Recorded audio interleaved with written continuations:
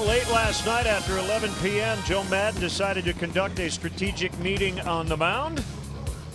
And then less than an hour after that, the Cubs were celebrating an unlikely extra innings victory. And about 12 hours later, we are set for Cubs baseball on CSN Chicago, presented by State Farm. Rubber match today. Roof is open. It's the Cubs and the Milwaukee Brewers here on CSN. Hope you slept fast last night. Along with Jim DeShays, I'm Len Casper. The Cubs with a big-time escape job in the 12th, and they won it in the 13th. Yeah, just a wacky, crazy ball game, and one that the Cubs improbably were able to pull off. We'll head to the 12th inning. There's the former quarterback, Joe Maddon, calling the huddle, breaks the huddle. He's going to do a little zone blitz, and he goes to the 5-man infield. Chris Bryant comes in from the outfield. Javi Baez over there at first base. Of course, you got a fly ball pitcher on the mound in Travis Wood, and these Brewer hitters are thinking, we just got to find a way to get this ball airborne. Well, they got it airborne, but they didn't hit it very far. This was their best chance with the bases loaded and nobody out. They decide not to send Chris Carter for third base. Understandable. The catch was just the first out. So then Bryant and Baez literally swapped gloves. So much fun. And then Wood, bases loaded, gets Aaron Hill on an infield pop out. This is all with the bases loaded, by the way. And I think the Brewer hitters, because of the 5-man infield, maybe accentuating, trying to lift the ball a little bit, and that's not going to play to their favor. Another lazy pop-up, and for good measure, one more time, it's Martin Maldonado with a little weak pop behind the mound, and Travis Wood pulls the rabbit out of his hat. And then Ben Zobrist just doing what he does every night. That's getting on base. And remember, the Cubs were without a position player left. They ultimately used all of their bullpen. Travis Wood had to hit, and he came up big. Yeah, that swing right there, that I mean business swing, I think got Carlos Torres' attention. He got a little gun shy, didn't throw the ball over the plate. Wood gets the RBI, a bases loaded, free pass. So we saw Neil Ramirez, we saw Clayton Richard late. I would imagine everybody just probably available again today. Really not sitting anybody out of the lineup as the Cubs go for the series win. It'll be Jason Hammel today on the mound. Jason Hammel's had a lot of success against the Brewers in his career. This is the second best record for any active pitcher against one club. The first best record is Jason Hammel against the Washington Nationals. He's 9-0 against that club. If he faced just those two teams, he'd be on his way to the Hall of Fame. And a pretty neat story. Right-hander Junior Guerra, a journeyman, will start for Milwaukee. Jason Hammel against the Milwaukee Brewers coming up from Milwaukee.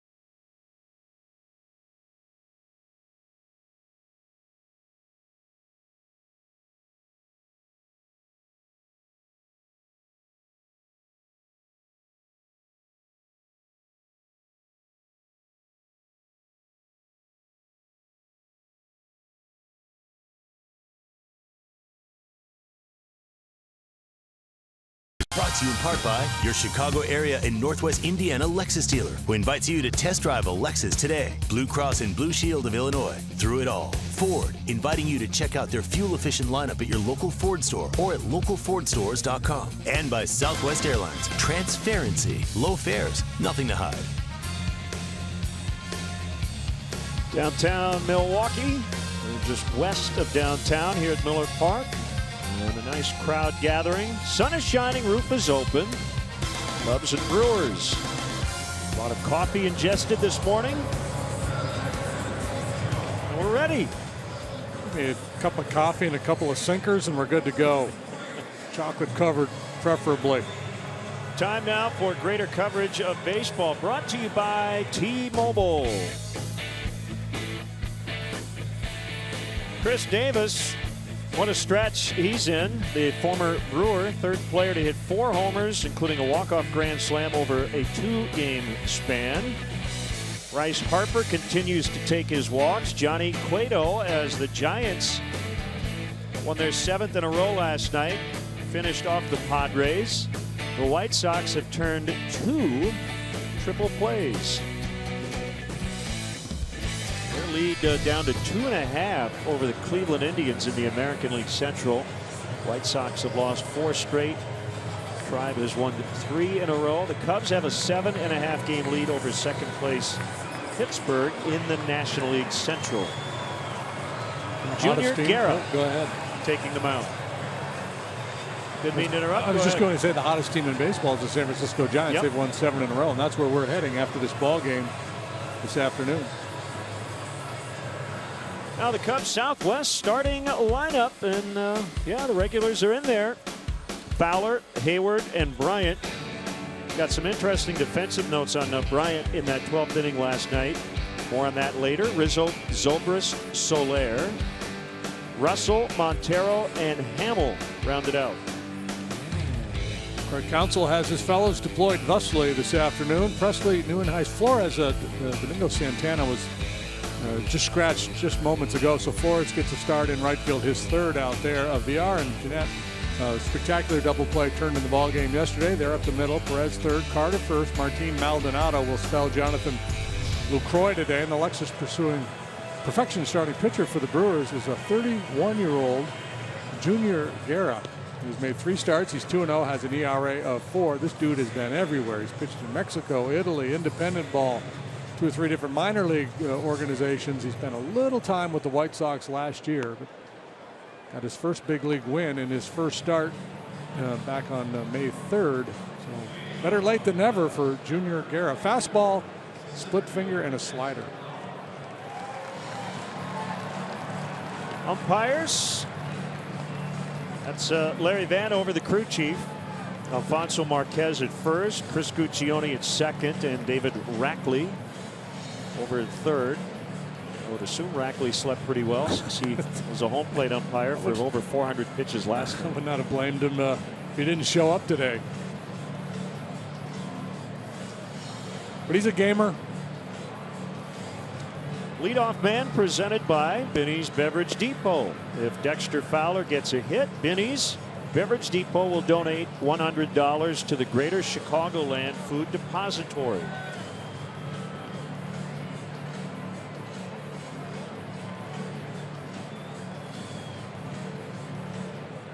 All smiles in the Cubs clubhouse this morning. Everybody still talking about that wild game last night. I asked Clayton Richard if he had a save previously in his life. He said, I don't remember. Even going back to his college days. He didn't have one in the minors, and he got one last night. So we're underway. Fastball misses low and in on Fowler.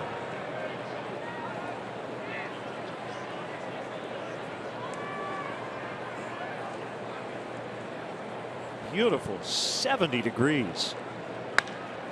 High deep drive right field, way back. It will go. 2 pitches in, 1-0 Cubs.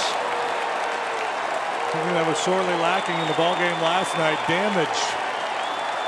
Just a couple of doubles for each club, everything else singles. And Dexter Fowler saying hello to Junior Guerra, the first batter he's ever faced in a Cub uniform. Takes him deep.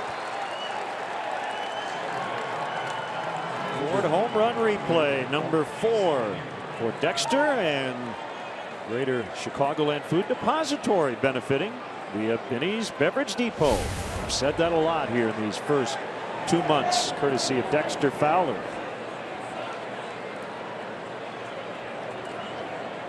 So the Cubs score before the 9th for the first time in the series.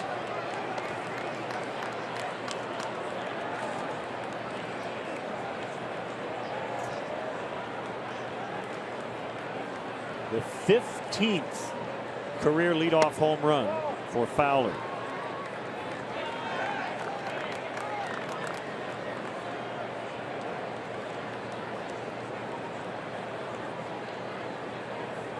One and one on Hayward.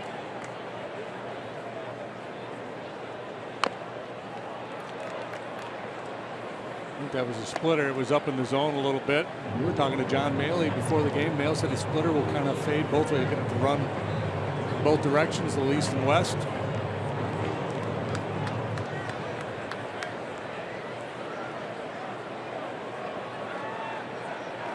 One and two on Jason, who has a 9-game hitting streak.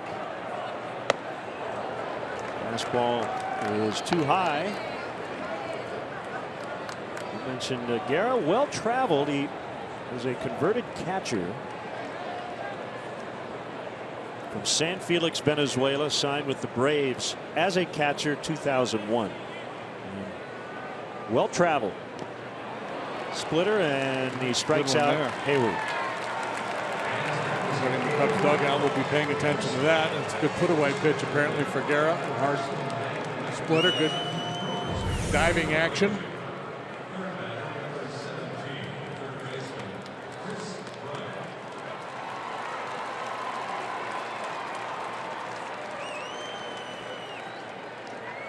Yeah, he could write a pretty good travel log, couldn't he? Honolulu, he's played in Brooklyn, he's played in Italy, Mexico. Went to winter ball in Venezuela, his home country. Swing and a miss.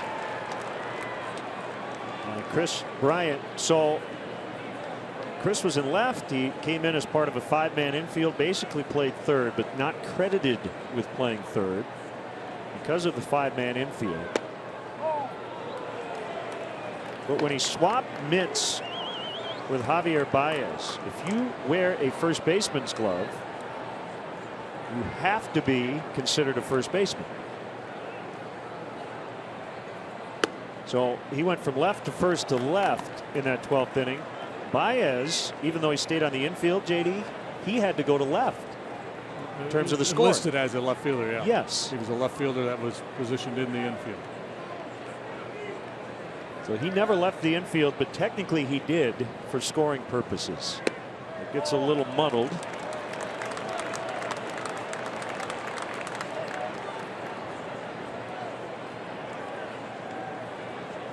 See the breakdown relies on that split finger more than the breaking pitch. He's got a good arm. He topped out at 95. Ground ball left side. VR the shortstop for out number 2. Welcome those viewers watching us on the MLB Network today and Rogers Sportsnet in Canada.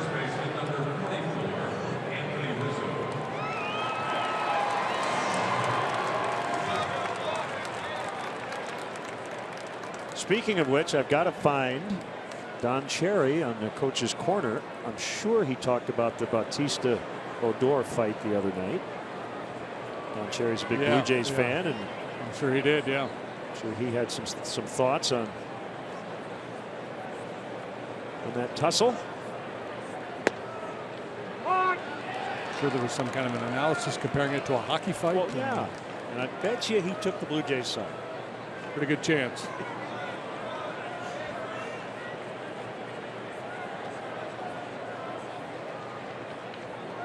There's the 0-1 to Rizzo. Look out.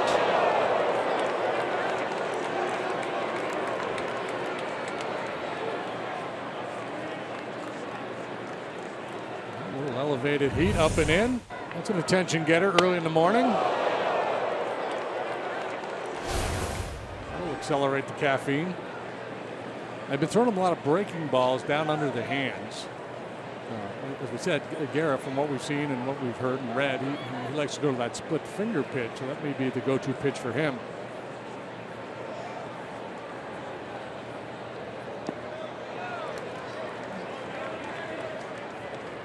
Cubs not as patient over the last couple weeks as they normally are. That walk rate has been coming down a little bit.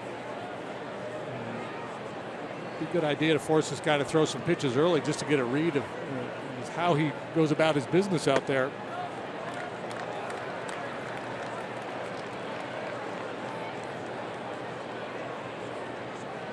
Three and one. Rizzo 0 for his last 10. It's the National League with 34 RBIs. Ball 4.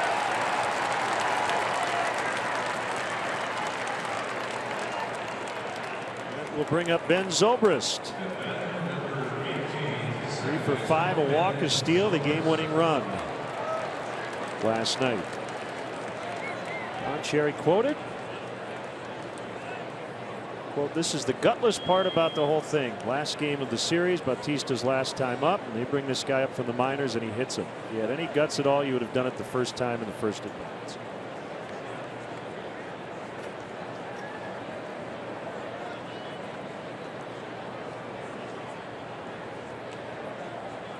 Pitch is at the knees for a strike. Yeah, I'm not sure what the drilling somebody protocol exactly is.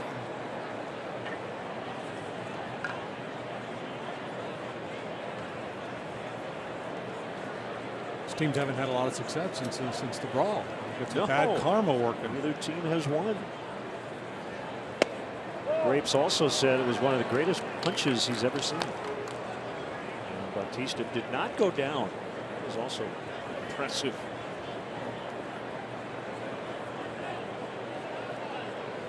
See, the thing in hockey is it doesn't matter if you win the fight, that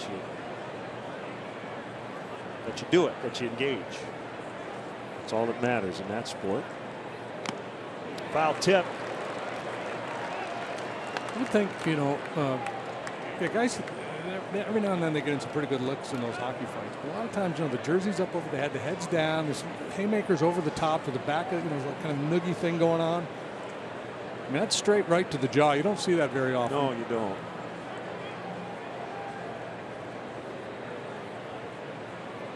Fowler with a leadoff homer. Runner at first, now 2 outs, and a 2-2 count on Zobrist. It seems to me there'd be issues too on skates, on ice. Probably not quite as much behind that punch as you would get on. There's a balance involved. Yeah.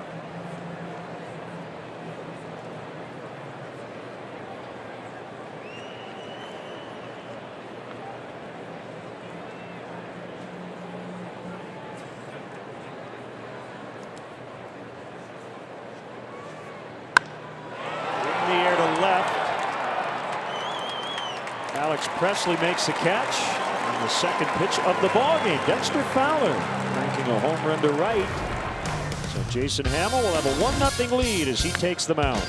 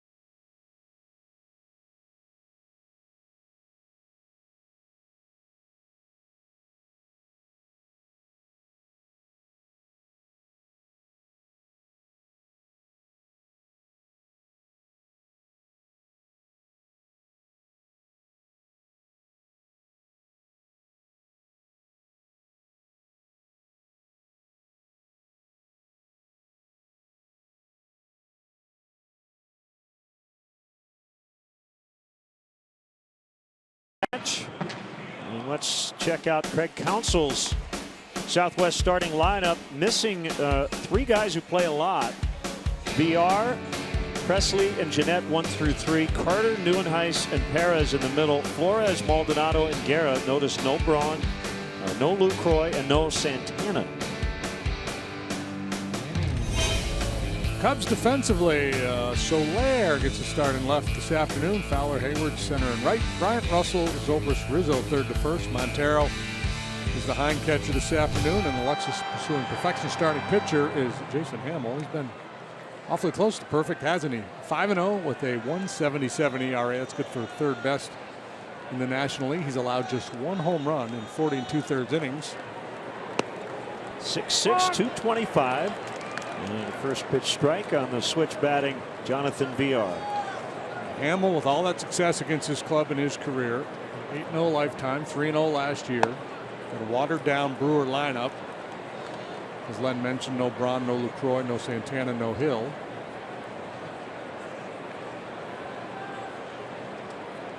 Sometimes at days like this sneak up and bite you, though, because that's the nature of baseball.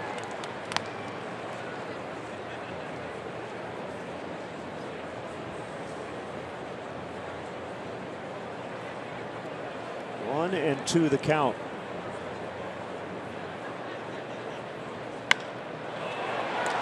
Line shot. Soler will run it down. Pretty well struck by Jonathan VR. Going to hang with him. Hamill last time out, the deepest he has gone into a ball game this year. 6 2/3 in a win over the Pirates. He allowed 8 hits, 2 runs, punched out 8, walked a couple. Changed his game a little bit, throwing more 2-seamers this year than last. That's been a real good ground ball pitch for him. He's using his curveball more frequently this year. Still leans heavily on that slider. That's his best pitch. I like getting that call right there.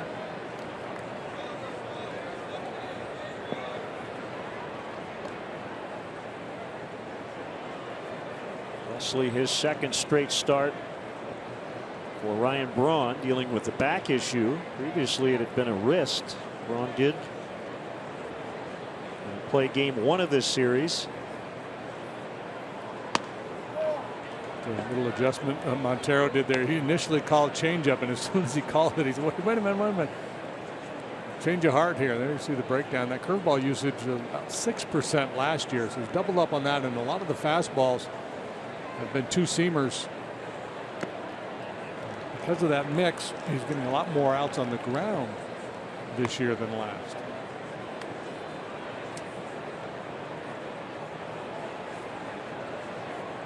And that's probably why he's only allowed the 1 home run. So he has the best home run rate in the league as well. Just 1 long ball in 40, well, maybe 41 innings now.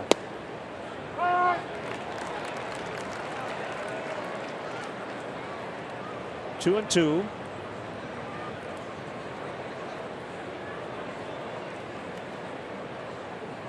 That sunscreen working. Swing and a miss. Strike 3.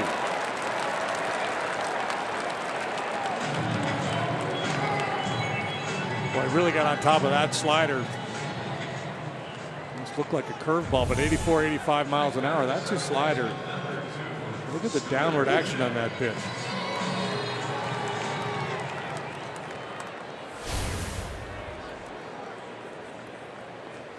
Scooter Gennett 2 for 10 with a run scored in the series.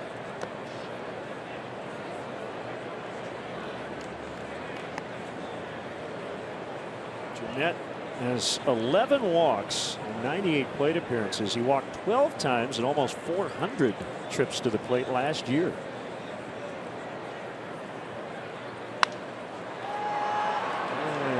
Sends a fly ball into center. Fowler makes the catch, and Hamill goes 1-2-3. 1-0 Cubs after an inning.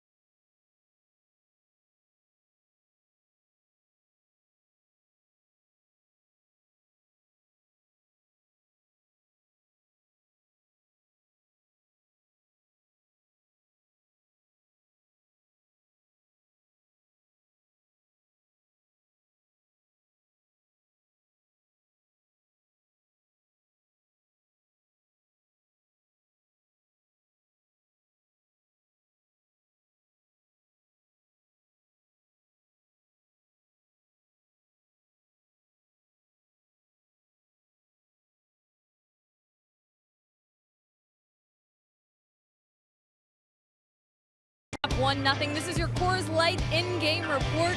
Travis Wood still feeling pretty good about himself this afternoon. Of course, the game-winning pitcher last night, the game-winning RBI, and you know, he said that was the deal between he and Joe Maddon. If he got out of the jam, he got to swing the bat the next inning, guys, and certainly we know he loves to do that. But he said it really was the epitome of a team win. All 25 guys basically on the roster involved in that win, and it's the kind of victory that can really be a building block moving forward. He said, you know, it's hard to say that we've been in a lull, but we kind of have with our offense, and that kind of grind it out, everybody pulling for one another and staying involved in the game is the kind of victory that can propel you even on into this season. So we'll see how that goes for them this afternoon, guys. Okay, Kelly, thank you. 1-0 on Jorge Soler. First start on this trip. Playing left, batting sixth. Swing and a miss.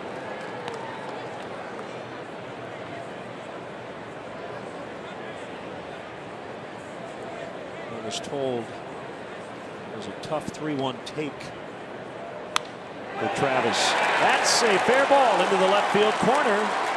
Soler on his way to second, and he's got a double.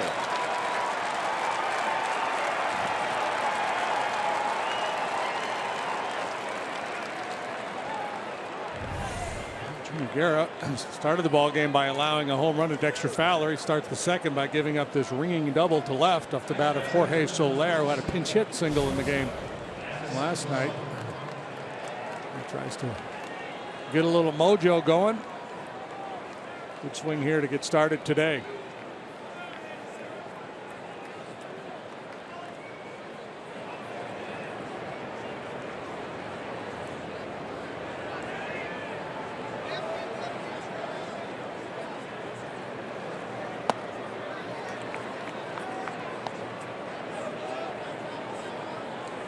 Nothing on Russell. Brewers rotation has really struggled this year. Better of late, and got two very good starts in this series from Anderson and Nelson.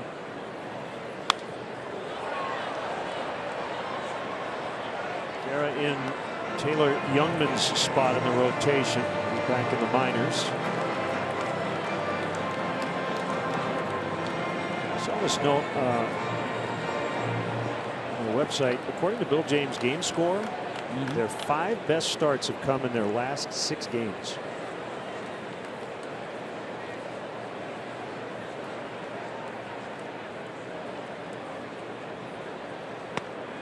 Yeah, well, it's been pretty miserable. Peralta's got an ERA up over 7. Chase Anderson, despite the good work the other night, still has an ERA in the 5s.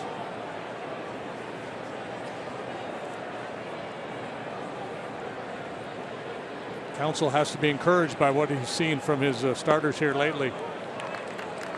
Zach Davies has got a 5.58.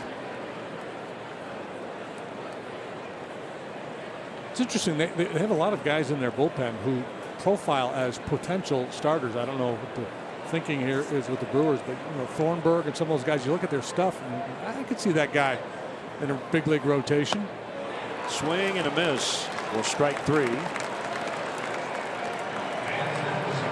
Well, that's the thing about the Cubs. You know, you're going to have stretches offensively where you just aren't scoring 5 or 6 a night. But the consistent starting pitching allows you to pull out a 2-1 win, you know, like they did last night. And obviously the bullpen gets a lot of credit for that as well. But you're able to limit your losing streaks when you're starting pitching. Is that good? Yeah. You run a solid starter out there every single night, you win a lot of ball games. John Lackey was outstanding last night. 7 scoreless from the bullpen.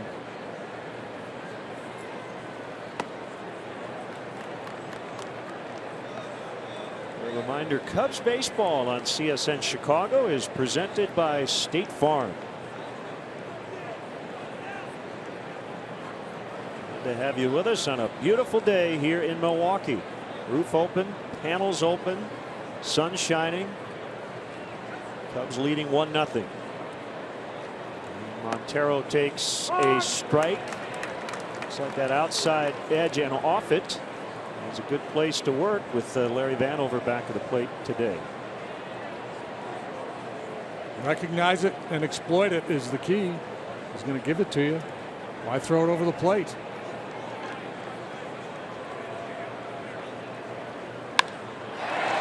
Base hit. Soler to third. Gary Jones says go. Here's the throw. It's cut off. 2-0. Miguel Montero with the RBI single. And Montero still trying to get back into the flow after coming off the disabled list. A good sign here. He did a lot of good work last season hitting the ball the other way. Plus, he does not have a very strong arm out there in left field. So Gary Jones finds Soler. Says, yeah, this is good enough. I can send the big fella home. He gets ahead of steam going. Yeah. It's impressive. Yeah, if you were to rank like the top 10 guys you wouldn't want to block the plate against, I think he'd be on that list. Now the pitcher Hamill. Foul tip, strike one.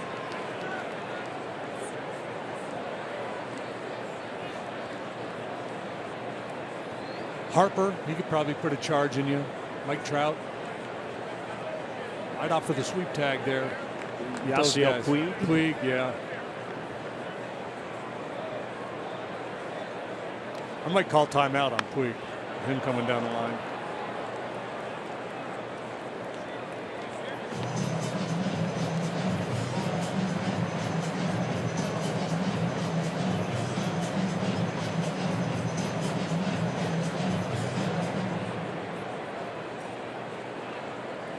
Strikes on Hamill.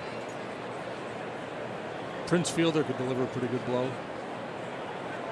Don't see that play very often, though. Not anymore. And that'll be a strikeout and a foul bunt attempt. Cub fans, you don't have to wait until summer to enjoy your Fridays. Kick off the weekends with your favorite team. Tickets are still available for Hot Friday matchups, including May 27th. The Fighting Phils are in town, and boy, they've been playing great ball. June 3rd, the Diamondbacks are at Wrigley. Get your tickets now at Cubs.com. Todd on Twitter wants to know bratwurst or Polish at Miller Park. I'm a brat guy myself. Is he talking about what you eat or what sausage you bet on in the race? No, I think. Oh, okay. I thought he was looking for some handicapping. What you prefer. I mean, everybody has their own taste. I like the brat with the stadium mustard, not the stadium sauce. I go brat. Okay.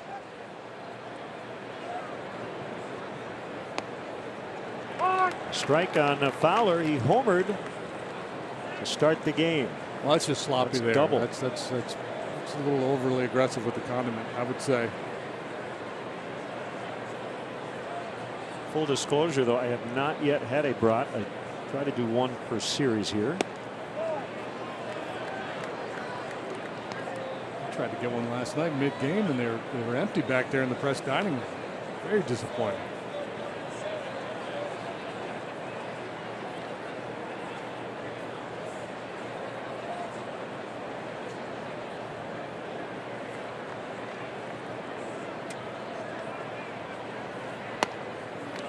Upstairs, and it's 2-1. Montero stole a base the other day, and he's out there bouncing around off first base.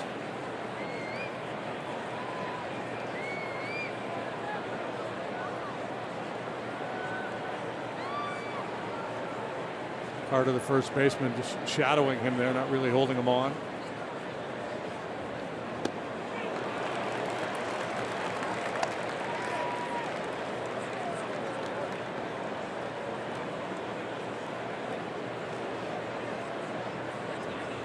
Guerra has made 3 starts, pitched exactly 6 innings in each of those ball games. First 2 he allowed 4 runs each game, and then 6 scoreless last time against the Padres. Pick up his second W.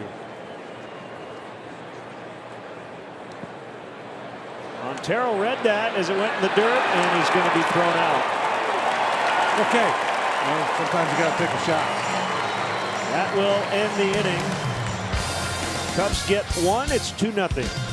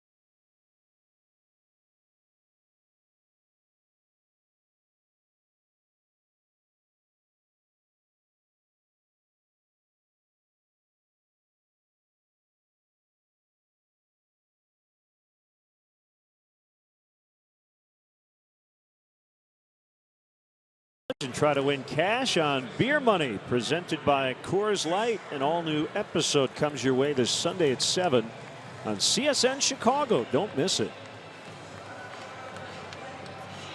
Pardon me, excuse me. 2-0.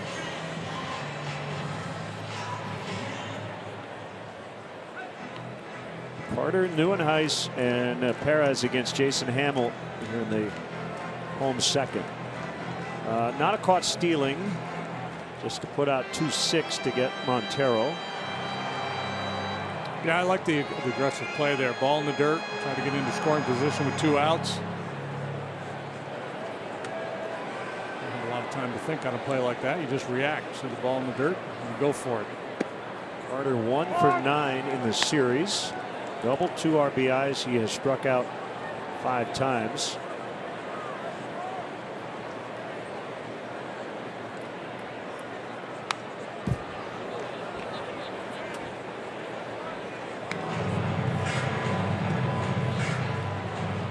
Big human being, this guy, with tremendous power. He had a rocket to right center the other night on a line, the kind of carry you don't see even from most big leaguers. He went around. Montero will retrieve it.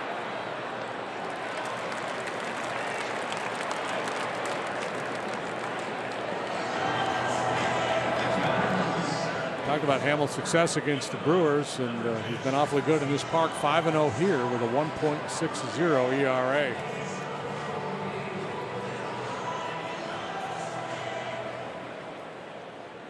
Neuenhuis digs in. Happy 14th birthday to a big Cub fan here at the ballpark today, rooting on his team, Anthony Carlson.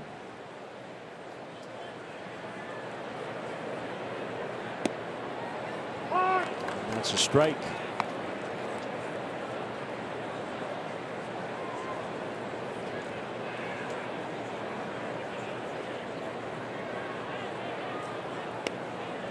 Got a bachelorette party here too. A woman named Julie. She's going to marry a guy named Mike, and he wanted us to give her a shout out. So to yell at her out in the bleachers, yeah. So she can hear us on TV. But congrats. No, just Mike and Julie. Mike Kennedy, I guess, but he did not give Julie's last name. Congratulations. Yeah. Take it one day at a time. Stay within yourself. Nice on base a bunch in the ball game last night. He doubled and scored their only run, and then walked 3 times in a row after that.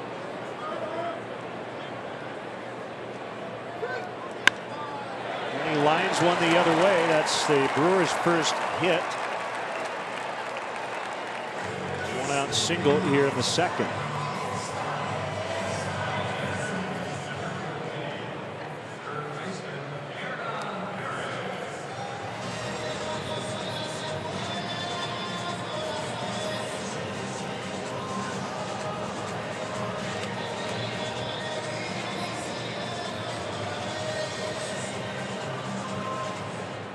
Perez making his 8th start, all at 30. Can play anywhere in the infield and outfield. That spells Aaron Hill.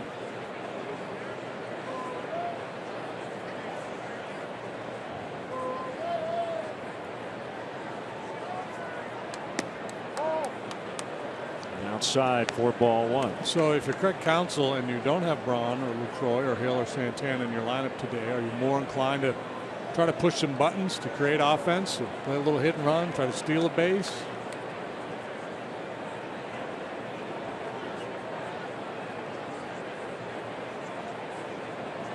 I would think so, especially as you get down towards the bottom of the order. But on top of that, though, you think about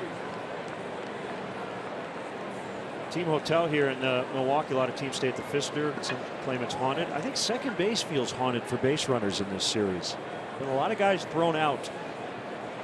David Ross had a big game yesterday. Threw out a couple of base stealers, picked a couple of guys off base.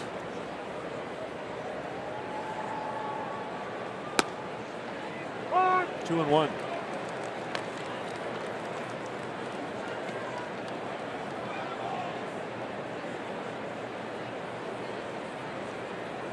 As he was saying in the clubhouse today, it's a coach's day.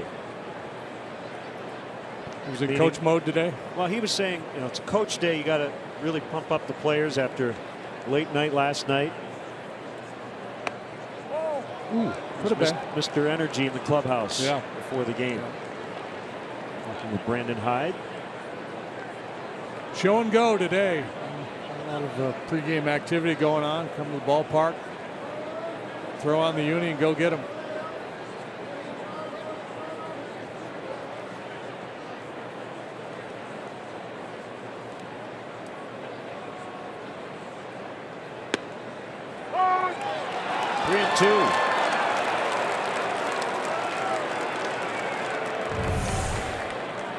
Number 4 was called a ball. Here's number 5. Which is more of the plate on the outside part. And we've seen Vanover a little generous off the plate away to both right and left hand. I think that one was on the plate, however. It's just a quality pitch. A little late with the call, and that's why Perez was on his way down to first base. Runner goes. Ball 4. Same pitch. And the ball gets into center, and that's going to allow Neuenhuis to advance to third. So it'll end up being an error on Montero.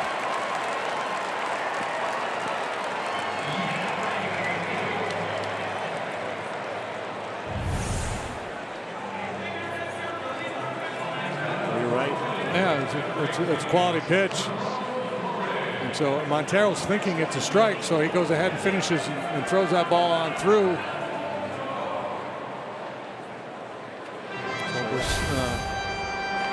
Second time in recent games where that's happened, where Ben hasn't been able to knock that one down. At that point, there's no play to be made. So he's chastising himself for not keeping that one in the infield. Could be an important base gained by the Brewers here. First and third, only one out. Now Ramon Flores. Late call to the lineup. Santana scratched with lingering right shoulder soreness, something that had been bothering him earlier this month. That one gets away. Throw to the plate. Late. Neuenhuis in. It's 2-1.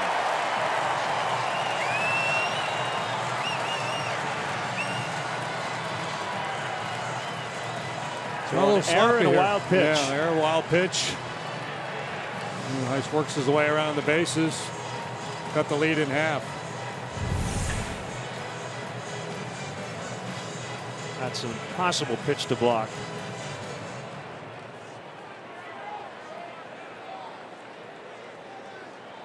Good effort. They almost got him. I didn't think they had a prayer.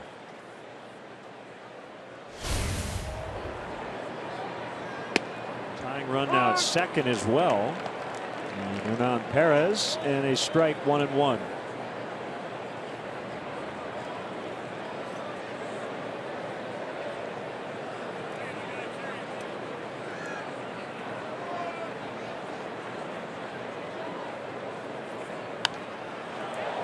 Notable change for Hamill that you can see, especially in the stretch. It really keeps that front shoulder closed to keep from flying open. Yeah, when he struggles, usually that's what's going on. He's a big guy. Sometimes it's tougher for tall pitchers to repeat their delivery.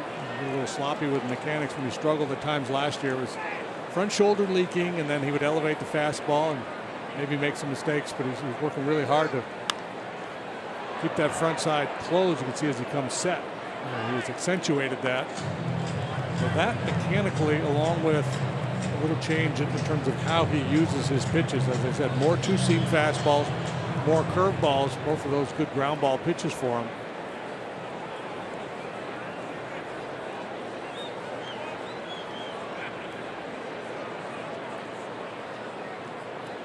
There's the 1-2 and a fly to right. Edwards got it. Strong arm and keeps that runner at second.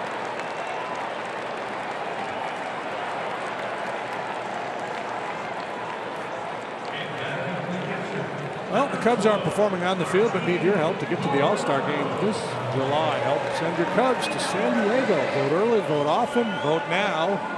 at Cubs.com/votes. You can vote up to 5 times a day and up to 35 times total.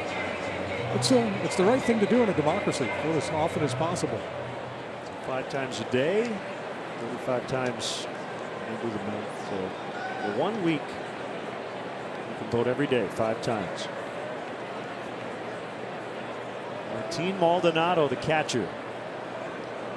Perez taking a very aggressive lead out there at second base, got Hamill's attention. Just did the right thing. Give him a look, step off, reset.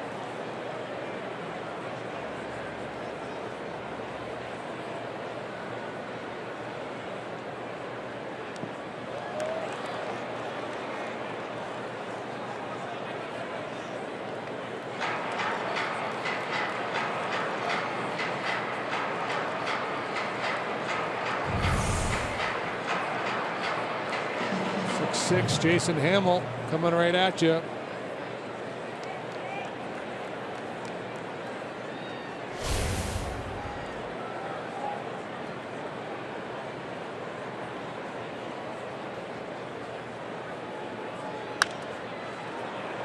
bounces to Chris Bryant to end the inning. Brewers get 1. It's 2-1 Cubs after 2.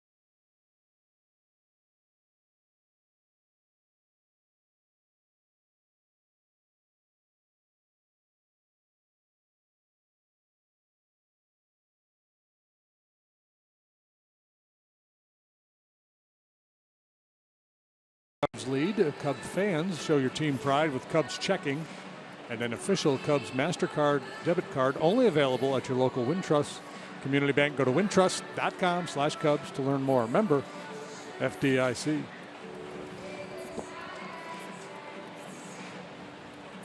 That run the Brewers scored was earned. Would you like to keep score with us? I had it unearned in my world. Walk, steals second, stays there on a fly ball to right.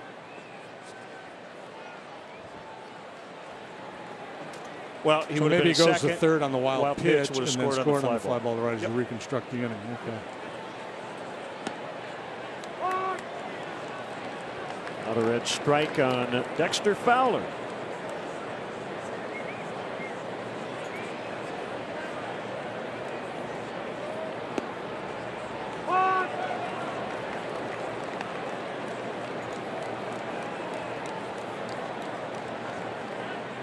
He's not buying number 2 there.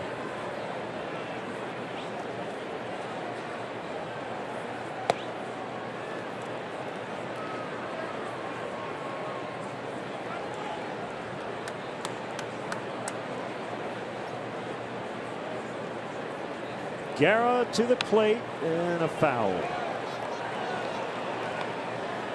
Talking a little hockey earlier. John tweets, can JD break down the Penguins PK? I won't make you do that. I don't think I could. We could talk Blackhawks. Yeah. Emergency hack that time. That Rajon Houle could really play.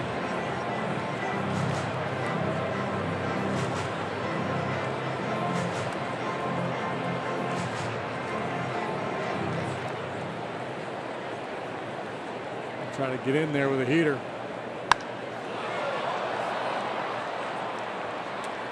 Flores chomping on the gum with the sunglasses on. He makes the catch.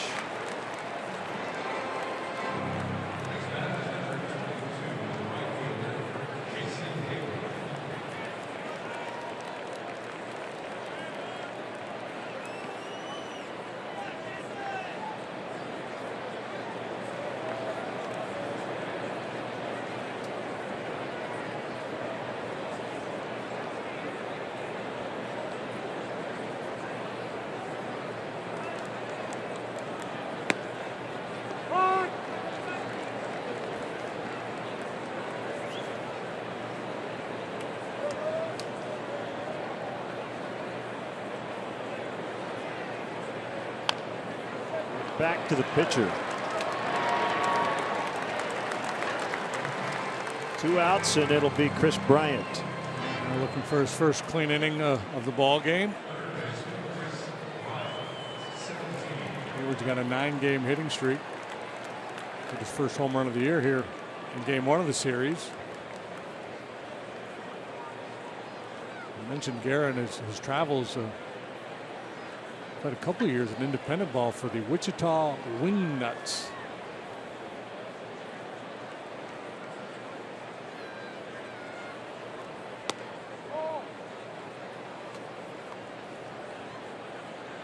There's a college summer league team, the Savannah Bananas. They may raise to the top of the polls. Yeah, I like that.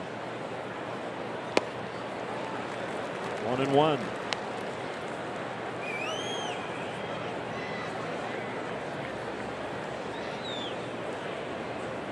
3 relief appearances for the White Sox last year.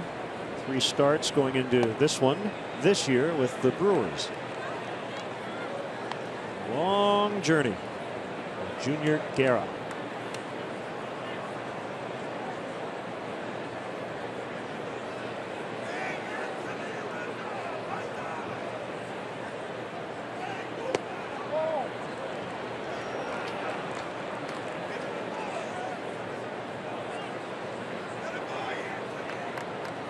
Will fly to San Francisco after this game. Weekend series starts tomorrow night.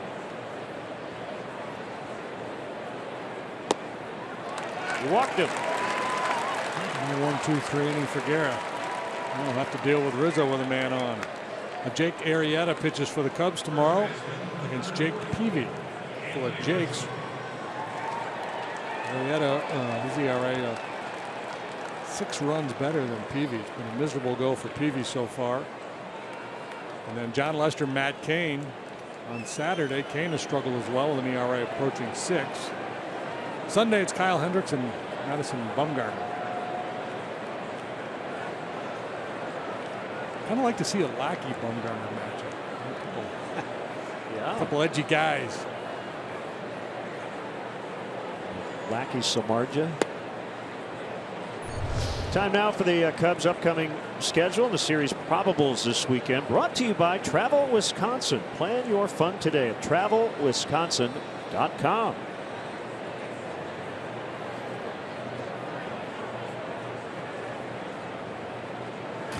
Giants have won 7 in a row. 2.5 games better than the Rockies and the Dodgers coming into play today. Go to first. Out of time.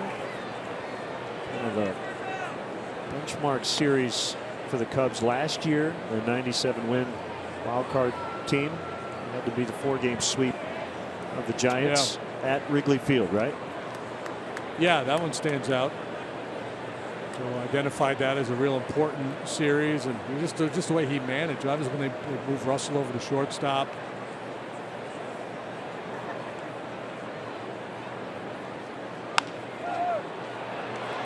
down by Carter to end the inning. 2-out walk, no runs. It's the Cubs 2 and the Brewers 1.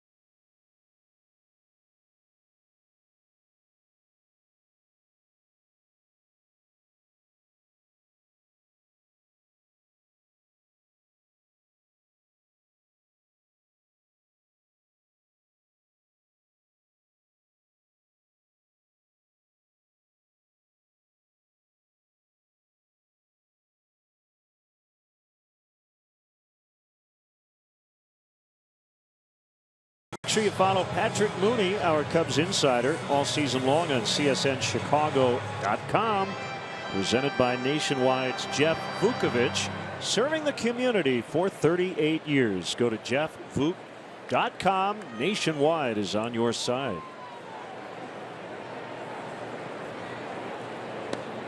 Junior Guerra, originally signed as a catcher. Will lead off the bottom of the third.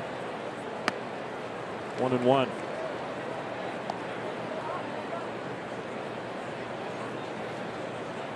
I imagine there were plenty of times over the years where Junior Guerra wondered if he'd ever make it to the major leagues.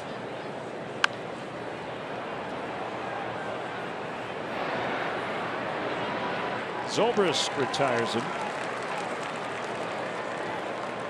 Bring up VR, who lined to left. So think about a situation like the Brewers in this rebuilding phase now. Plenty of opportunities for guys to show what they've got. Perhaps carve out a little niche for themselves going forward, either with this club or another club.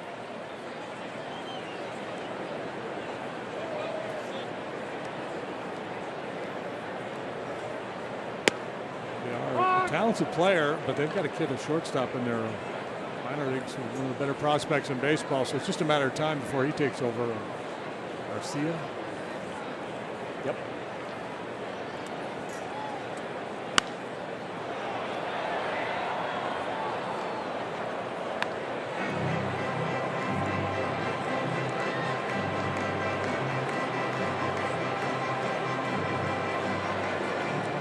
VR's skill set, though, he's got some pop in the bat. He'll take a walk.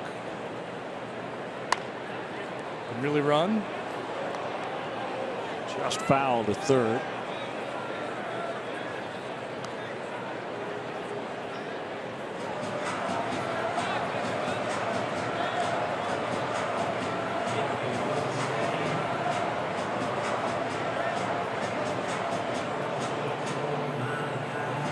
Day like today, the beer's a little colder, the hot dog's a little tastier.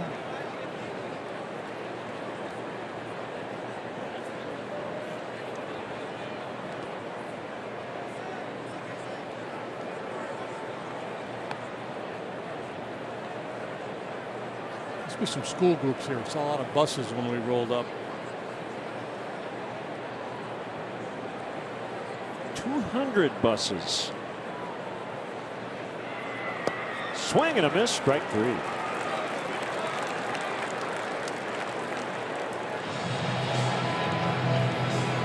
tailgating early. Definitely get lost in parking lot around the ballpark.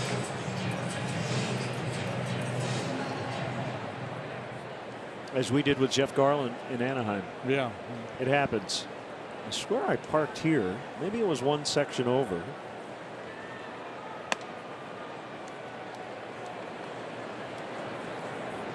I remember going to Jerry Park as a kid. Little guy. And, losing track of my dad at some point. Just complete panic mode. Sea of people. It's a little easier these days with the remote thing where you can hit the button and hear the beep.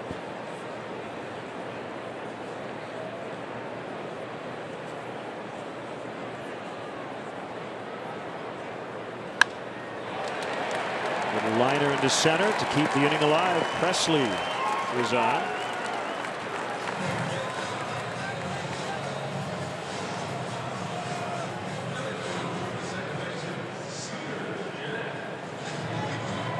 Scooter Gennett hitting third today with no Braun, no Lucroy.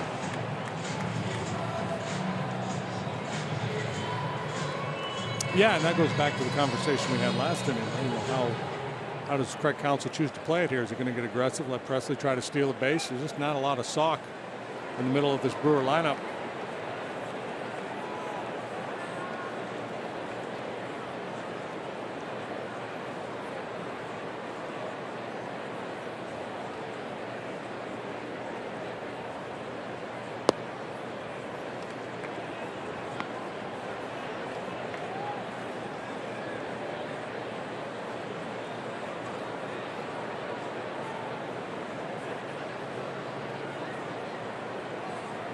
Hamill went to Treasure Valley Community College.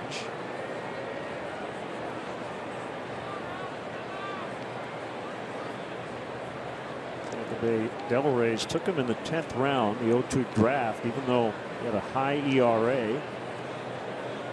It's a sophomore season.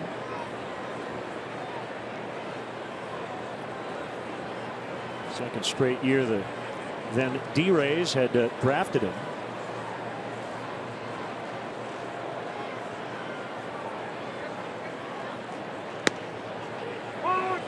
Strike.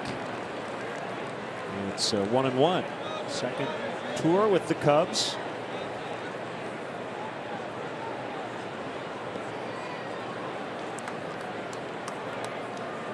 Signed with the Cubs, got traded to Oakland, and came back.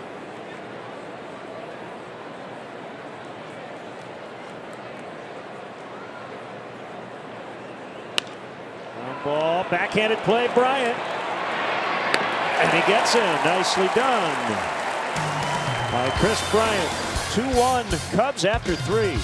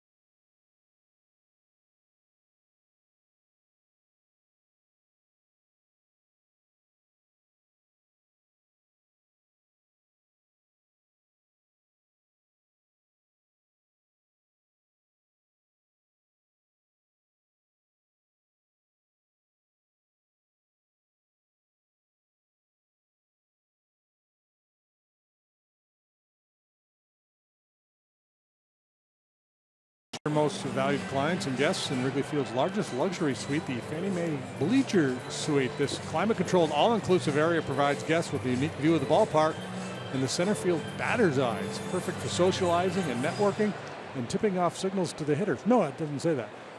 For more information and to purchase, visit Cubs.com/premier. No, it's a good place to hang out and watch a ball game. Zobrist lined out to left his first time up. We're trying to give you behind the scenes insights, particularly into the mind of the manager, Joe Madden. And most days, you and I, Ron Coomer, will spend 10-15 minutes in Joe's office talking about all kinds of stuff. The other night we were in there, and after about 15 minutes, Joe laughed. He said, "We never talk baseball in here." And we get into all kinds of great stuff. Well, I don't know who asked the question or how it came up, but in speaking with the beat writers this morning, he mentioned that next spring he's already planning a 24-hour, no internet, no cell phone thing. So he's going to try to get his players and staff to go 24 straight hours with no technology. It's not going to happen. Got no chance. Put that one to bed, Joe. Oh, strike three. Looked like it might have been low. Well, Ben Zobrist knows the strike zone as well as any hitter I've seen. And I mean, this is borderline low. And certainly not a pitch you want to swing at. Not going to do a whole lot with it. That's low. He's on the plate, but down a little bit. So you just kind of wear it. Walk on back to the dugout. Soler with a double and a run in the second.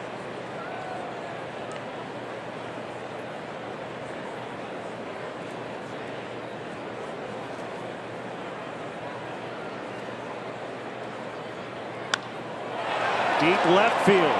Presley back to the barrier, and he's got it in front of the out-of-town board. Just didn't quite get through that one. Maybe had a little topspin too that helped keep it in the yard. But good swings here for Soler. 3 consecutive plate appearances, including the pinch hit last night.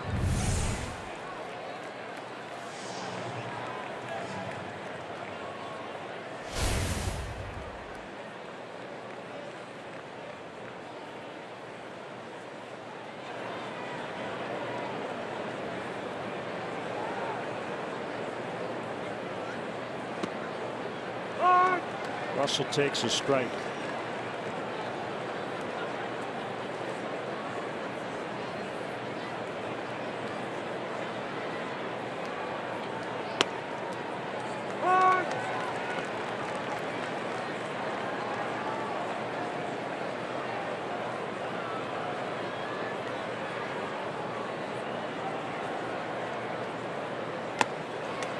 That's a quick 1-2-3. Guerra. Still 2-1.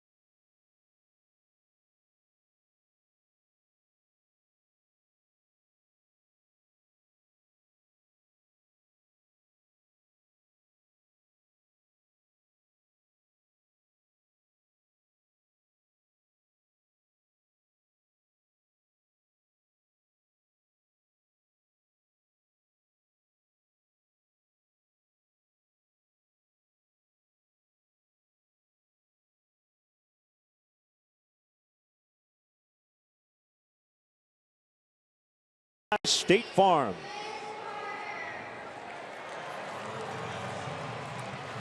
And JD and our CSN Chicago crew here in Milwaukee. First of a 3-leg tour. San Francisco and St. Louis to follow. Shadows starting to creep over the field on the first base side. I know in years past, on days like this, they would actually close the roof about a third of the way. Not so today. 1-1 on Carter. I don't think they want to deprive these folks of any sunshine whatsoever. It's pretty chilly here in the Midwest this spring. Deep to center. Fowler will chip bang off the batter's eye for a long home run. And that ties the game at 2.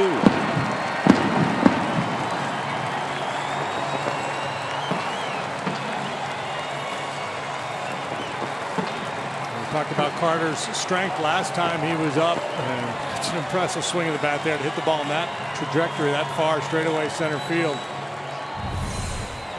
Carter, who has struck out a bunch in this series, displays the power. The forward home run replay. And the big guy straightaway center field sends Bernie down the slide for the first time. First time in this series. He's got 12 on the season. Been very productive for them. A non-tender after last year with the Astros, the year in which he batted less than 200.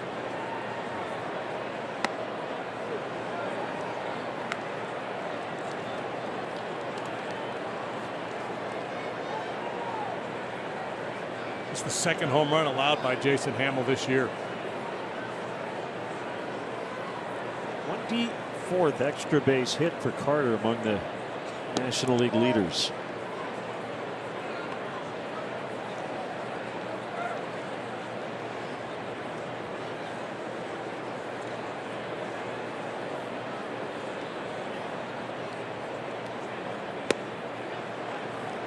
Two.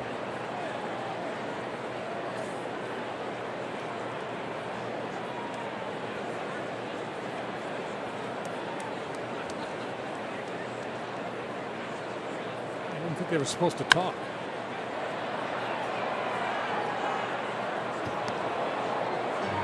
No, he's not talking. He's just using his fingers. Although the fellow next to him nodding his head like they're having a very deep conversation.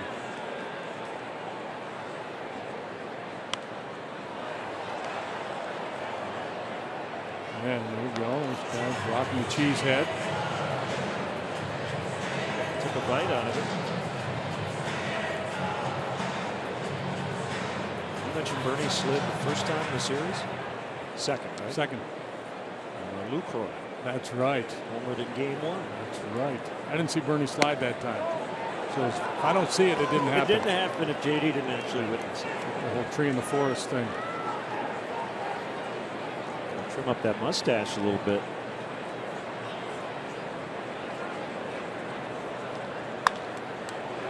Backhanded Rizzo. Hamill covering. I didn't realize Bernie had those piercing green eyes.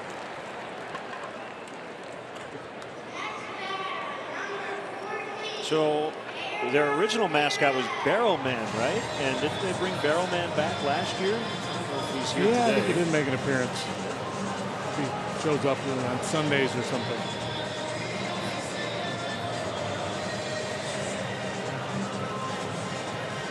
I guess Barrel Man was here last night.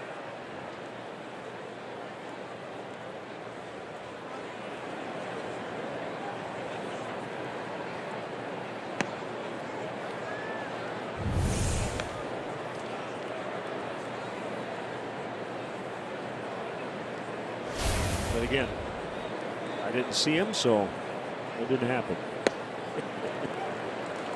I haven't seen Hank the dog.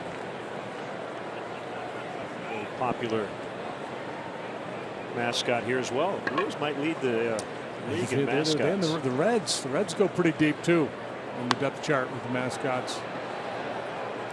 Hank was essentially rescued in spring training a couple of years ago. Yeah, that Savannah Bananas team I referenced earlier, that college summer league team, they've got a stray puppy that they've turned into their bat dog. If you're a fan of puppies, and who isn't, it's worth going to the interweb and checking that out. There's a conversation going on here between Montero and Perez.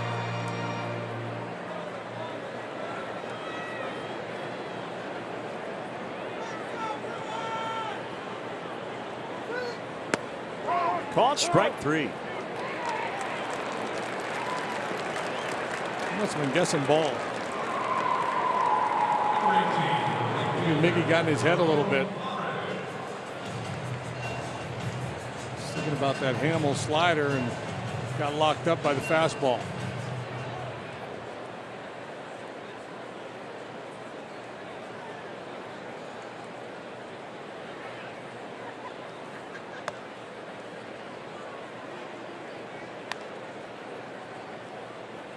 Well, didn't they? Was it spring training, the Hank the dog thing? There was a little controversy that there was an imposter, and the Brewers actually had a news conference to say no. Oh.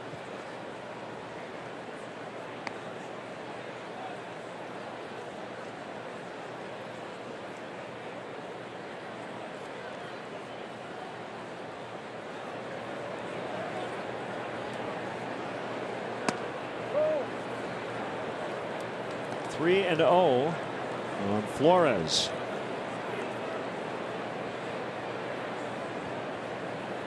So there was like a body double for Hank. Was that the rumor? Is that what the speculation was? Yeah. Ball 4. Like Hank had gone to live on a farm upstate, in air quotes.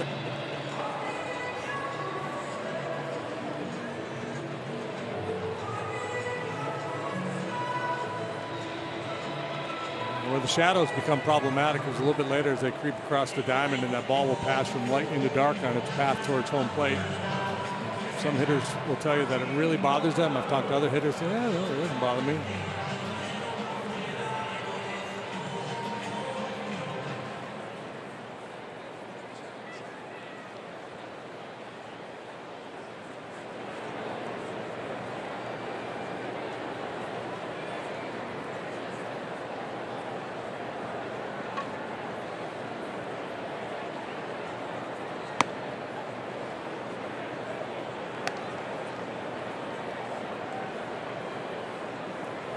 Straight misses now for Hamill.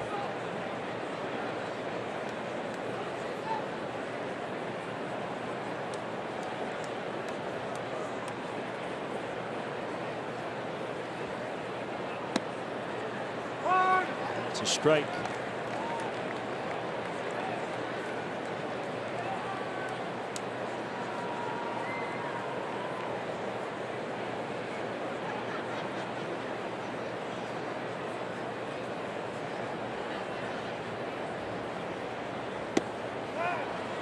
The throw to first is late.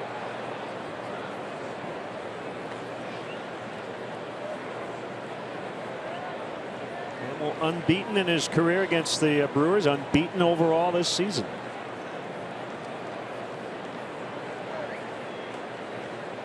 No lifetime against this club, 9-0 in his career against the Washington Nationals. So 17 of his 74 major league wins coming against those two clubs. High fly ball out into left center as Soler and Fowler will converge. It will be the center fielder to make the catch. Carter with a leadoff homer. And we are tied at 2. Oh, there's Hank, and then there's the Hank mascot. Oh, my. So confusing.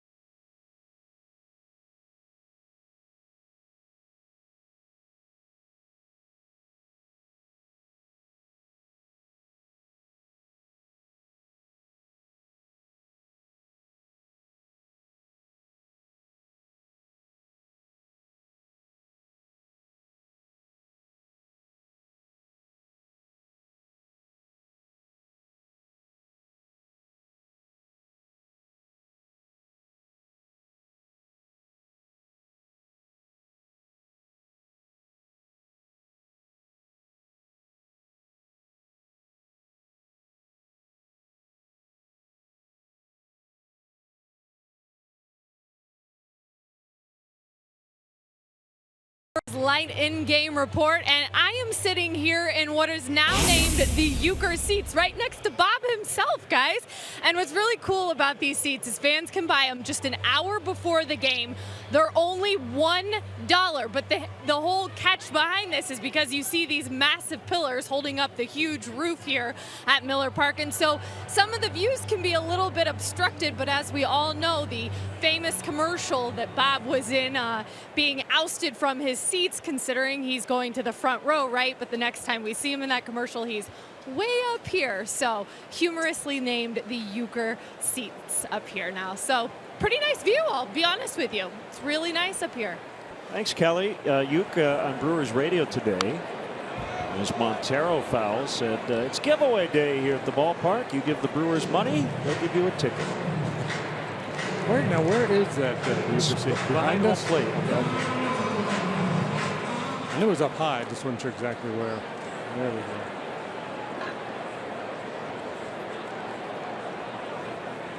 He missed the tag. He missed the tag. I always thought it was the Peter Graves statue. They had the Peter Graves thing going on. Uecker all buttoned up today, ready to hit the road. The Brewers are heading to New York. It's great to see Bob. Mr. Baseball. Mr. Baseball still bouncing around, still lively, energetic. Always good for a laugh or five. Milwaukee native.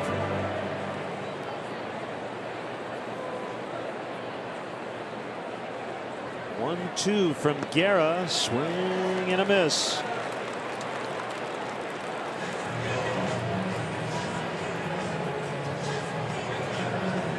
I think I've told this story before. Worked a couple of games with him on radio years ago, and he shares his scorebook. So when you call the innings, you keep the score in the same book. So Pat Hughes, Jim Powell, Corey Provis, Joe Block, and we all have remnants of his scoring system. As a result, does he score differently than? I mean, everybody has their own little things, but yeah, I've continued to score things similarly. Does he use J-Bo for just a bit outside? No. Yeah, there's, I guess you would call a Bob Uecker scoring tree. Line drive, base hit. Jason Hamill.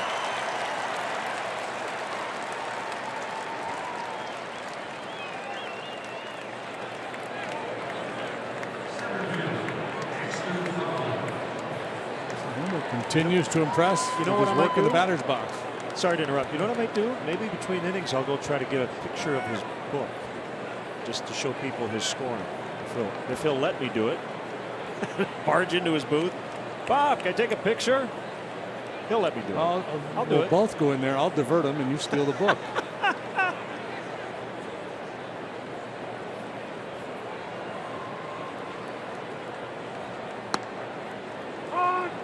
Cool to see his handwriting too, wouldn't it? Hall of Fame broadcaster. I'll do it.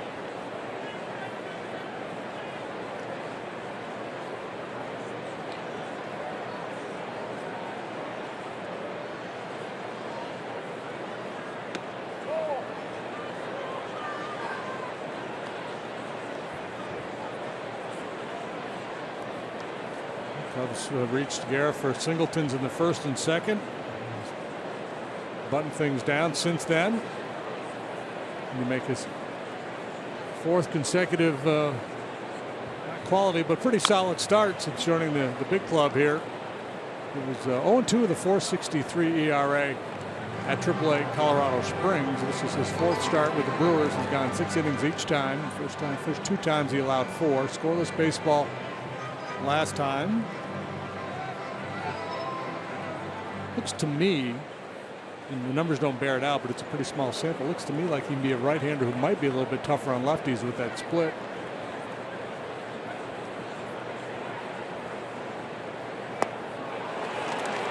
Fowler strikes out.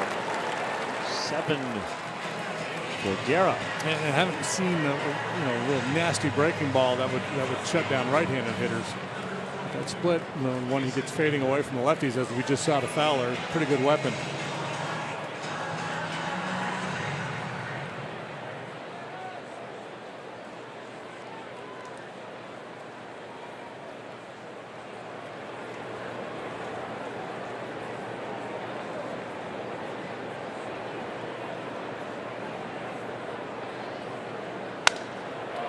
A little number to first. 2-2 as we go to the bottom of the fifth from Milwaukee.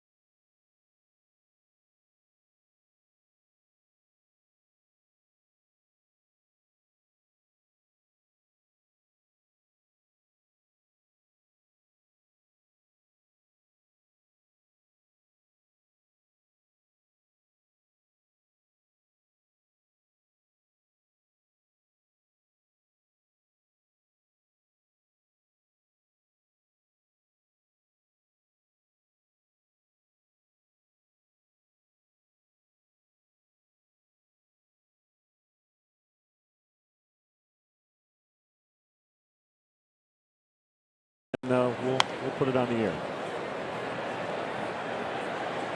I'm intrigued. I want to see what Uecker does.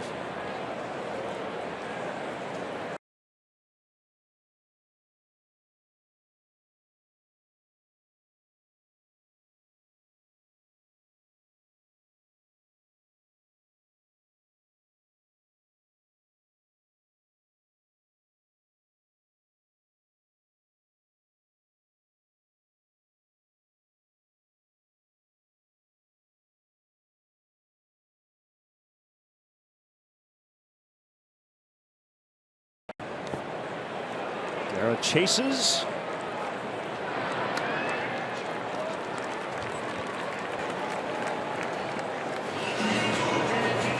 That's a red K in my book.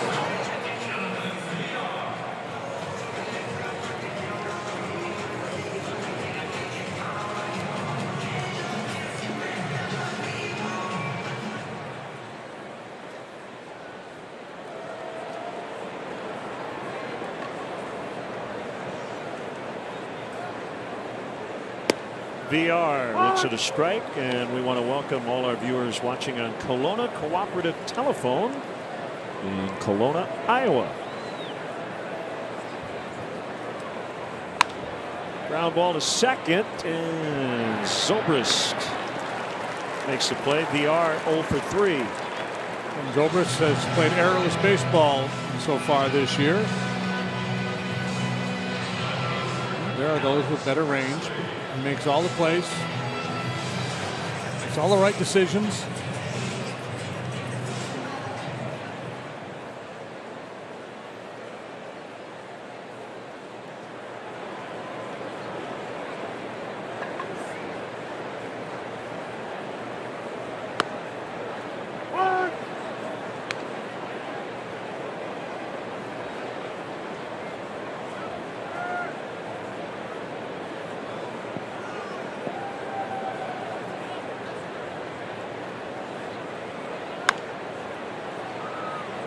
So take Rizzo to the bag, and that's that. Nice job, Hamill. 1, 2, 3. Go the Brewers.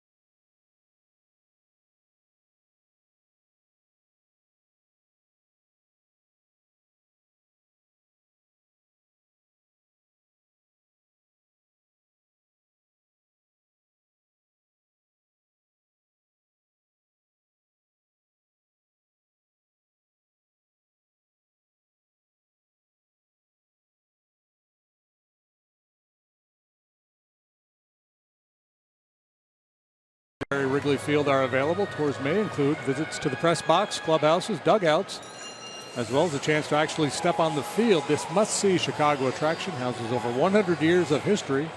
Book your tour at Cubs.com/tours today.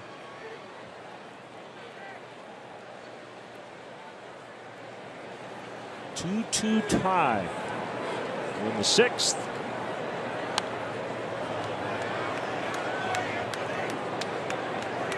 Time for our Xfinity high-speed action. Meeting on the mound, 5-man infield. Left fielder Chris Bryant. Need an infield glove. So technically there he's playing left. Swing and a miss. They have glove specifications. And the first baseman, the only guy who can wear that glove, and if you put that glove on, you are a first baseman. So he and Baez swap positions and gloves. So for scoring purposes, Baez became a left fielder for one play, and then Bryant went back to left. Crazy. 1 out. 8 strikeouts for Guerra. Yeah, he's pretty impressive. You watch a kid, he's 31. He's playing a long time, and of course he started as a catcher.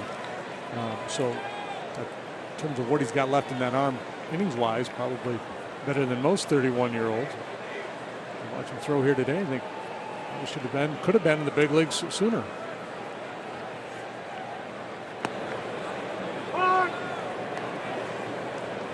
The thing is, a lot of converted pitchers, guys that were position players, and they put them on the mound. A lot of them come from behind the plate. They were catchers first, and you can tell watching them pitch. Guerra looks like a pitcher to me. His mechanics, his delivery.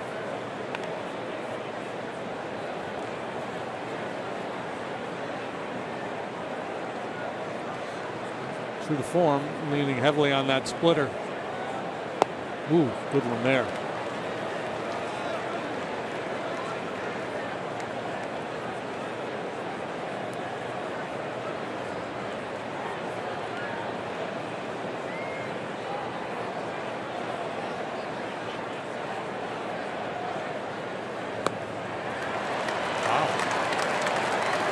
Down 9. 4th start for Guerra. Season best. 9 punch-outs.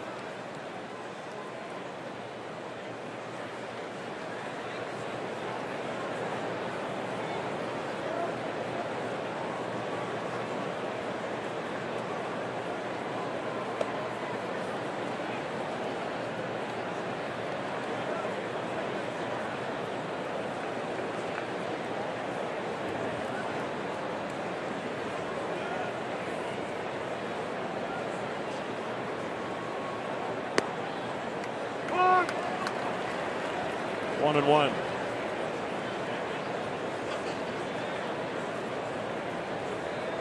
Stretch those hamstrings, boys. They raced twice last night. They got to come right back today for a day game.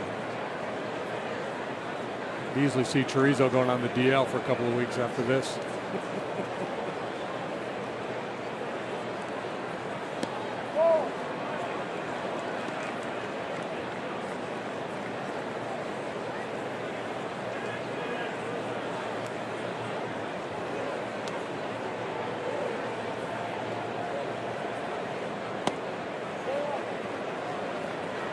Three and one.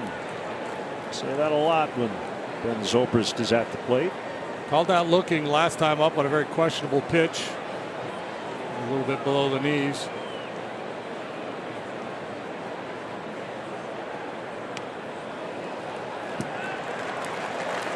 He's aboard with 2 outs. See, that's a great example of a hitter. He's not going to give in either. He's not going to change his strike zone because he got rung up last time.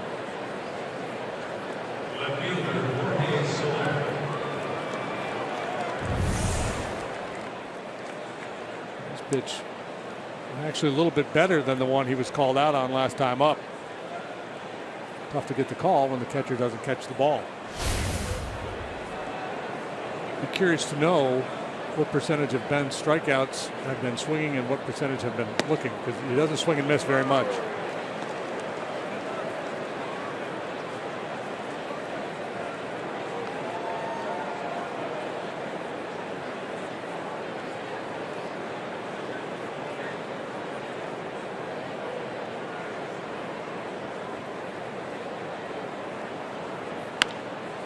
To third.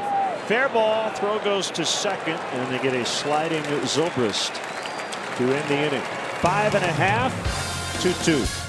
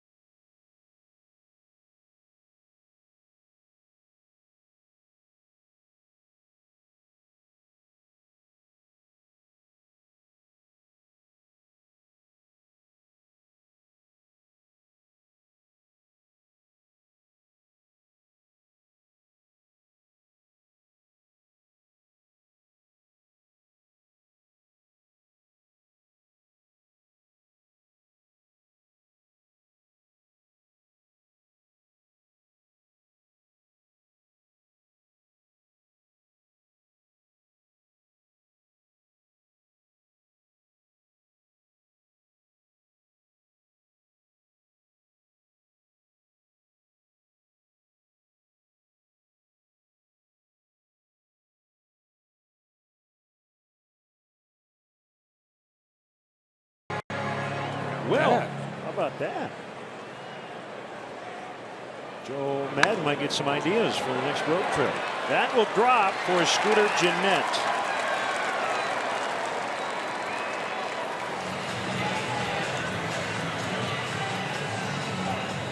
Leadoff man is on.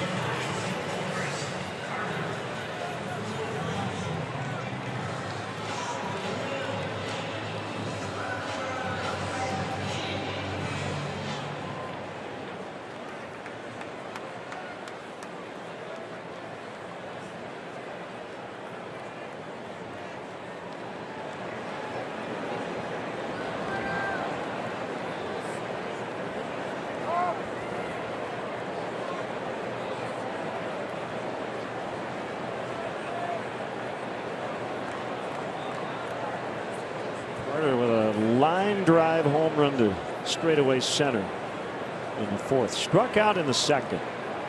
I guess a walk might be in order after 3 true outcomes. The Adam Dunn, Mark Reynolds thing going.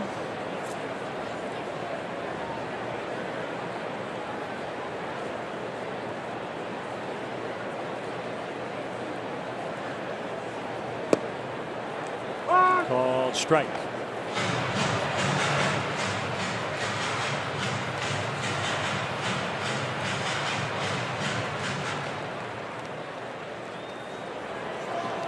Watching Carter in this series, never changes expression. He's hitting that long home run, striking out. He's just okay.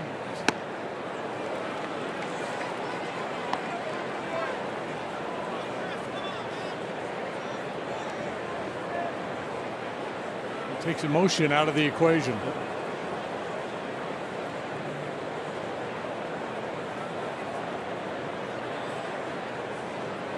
Rizzo holds on.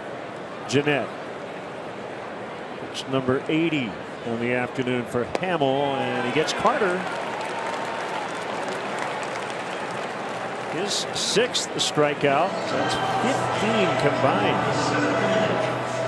See, Chris Carter, if you think about it, he's got an interesting life as a first baseman, especially here at home. He's very close to the home dugout. So you either strike out or hit a home run. He hardly ever has to run. He just jogs. That's a nice gig.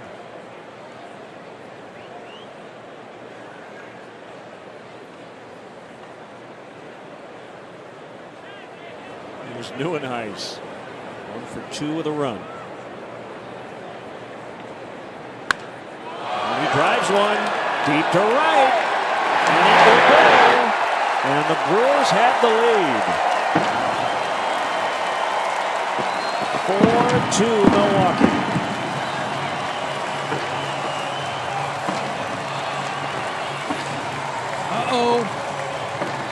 Listen, Hamill now behind the Brewers, a team that he has never lost to. Neuenhuis, about him last night a little bit. He's a guy that really struggles against left-handed pitching, but he can handle right-handers. Doesn't have a ton of power, but boy, put a charge in that one. Ford, a home run replay, banged it off the facade of that 2nd deck. Decent home run seasons as a minor leaguer. That's his 2nd home run this year.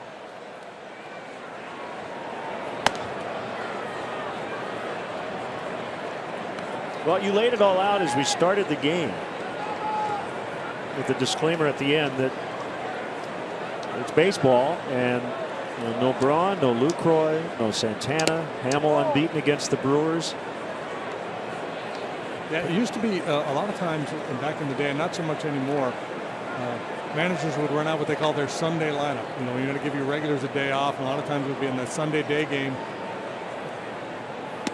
And especially if you had one of your top starting pitchers going, all right, I got one of my top 2 guys on the mound today. I'm going to rest a bunch of regulars, run that Sunday lineup out. I'll get a credible start, perhaps a dominant start, and see what happens. That's not the case with Counsell here today, because Junior Guerra's got 3 major league starts under his belt, but he's pitching a very good ball game. He's kept his team in the game, and now with 2 swings of the bat, the Brewers have taken the lead. The hit grounder as Russell plays the hop perfectly. 2 outs.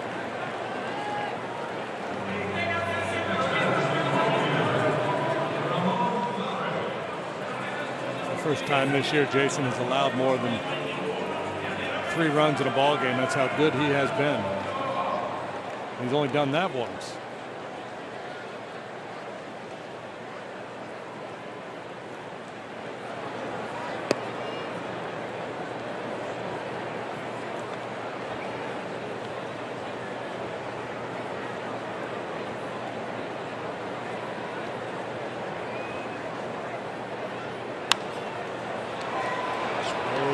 Foul to left.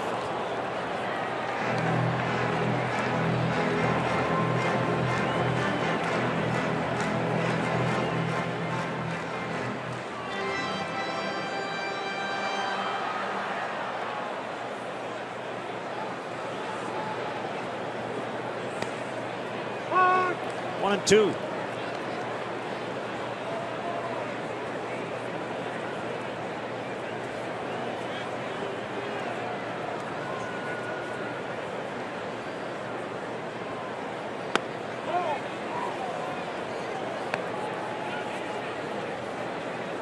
Blaine Boyer up in the Milwaukee pen.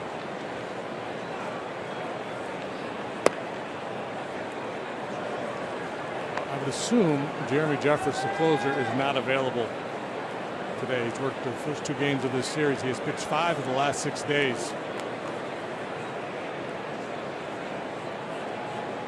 Hamels payoff pitch and a foul tip, strike 3. Neuenhuis gives Milwaukee the lead. It's now 4-2 after the home run.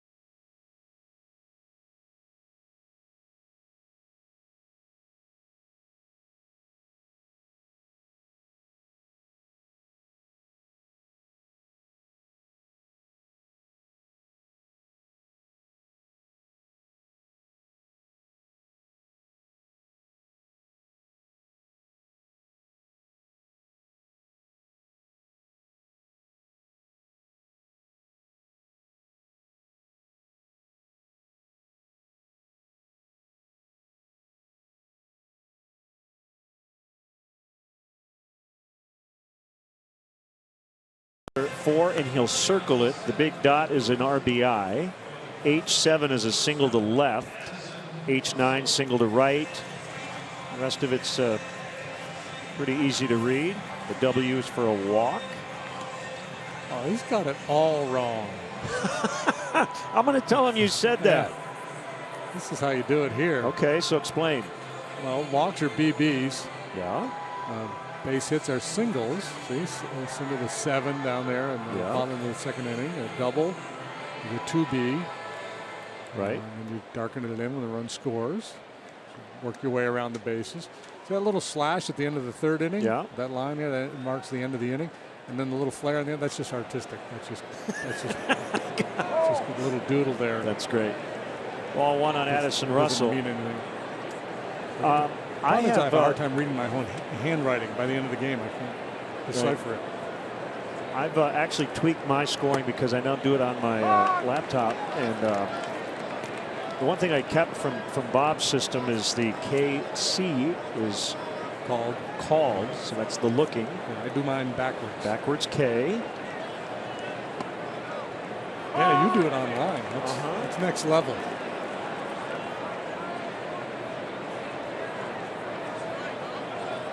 One and two. Cubs trail now 4-2. And Addison strikes out. That's 10 for Garrett. So there's mine. See, I do the home run, double. The slashes are bases, and I've got it set up on my computer. If you end whatever in each box with 4 slashes, that's 4 bases, and it'll color it in. So then you know the guy scored. Okay. L7WT, that's line to left to the warning track. Pretty basic, right? I don't know. That's impressive. A little detail that you're adding there with warning track. Well, I can't remember. I don't have the Pat Hughes memory, so I need to remind myself. Thanks to Bob for letting us show that. That's good stuff. He learned his system from the late Merle Harmon, his original broadcast partner here in Milwaukee.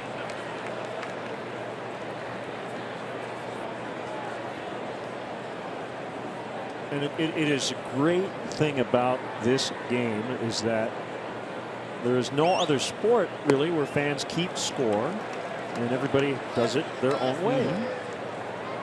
Yeah, you still see not many, but you still see folks at the ballpark keeping a scorecard.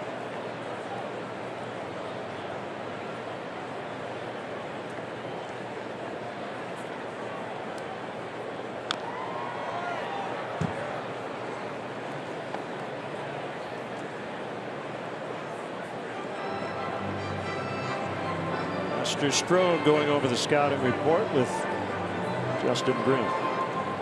Now is where the shadows might be a little problematic, right? You see the sunlight in the background and then pitcher in shade. Down in the deep center. Back to the wall and off the wall. And Montero now around second on his way to third. A stolen base and a triple. It's Ricky Henderson. Barely had enough breath to signal the dugout. But that's huge to get to third base with one out. Neuenhuis gets a little too close to this one. Can't make the play. Can't handle the carom. As it rolls away, Montero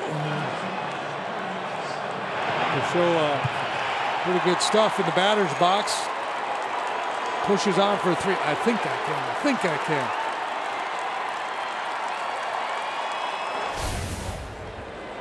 Got to cash this one in.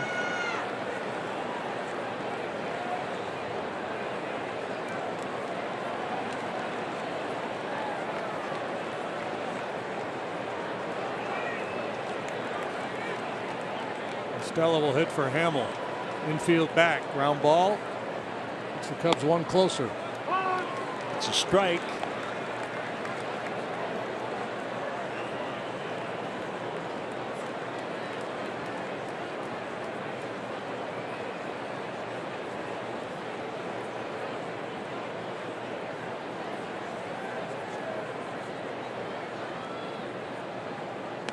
And it's high, so Jason Hamill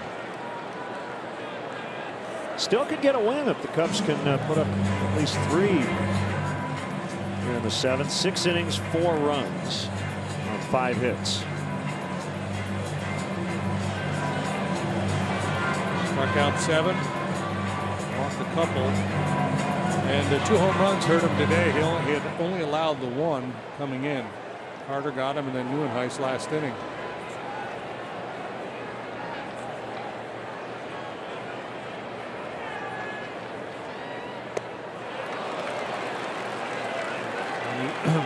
When you're a bench player like LaStella and you get called on to pinch hit late, obviously you pay attention throughout the game, and especially when a guy's been out there as long as Guerra has. So he knows what this guy's been featuring here today, but that doesn't make it a whole lot easier. He's gotten a lot of swings and misses at that split finger pitch.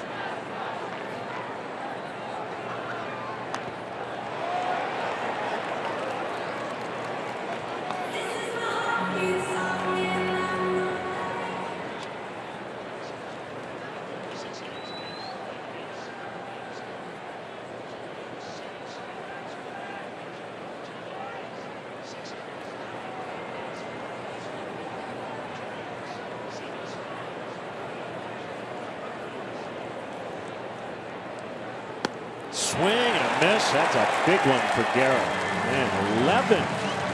Yeah, that one was up a little bit. The off-speed nature of that pitch fooled LaStella. That wasn't a good diver. It's just a pretty good indication of how good that pitch is for him today.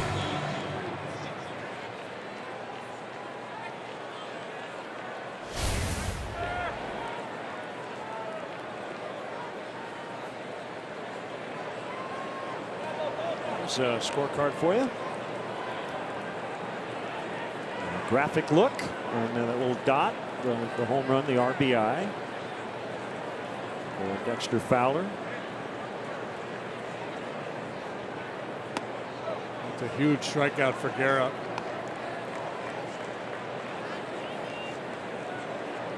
Now a chance for Fowler to to pick up La Stella.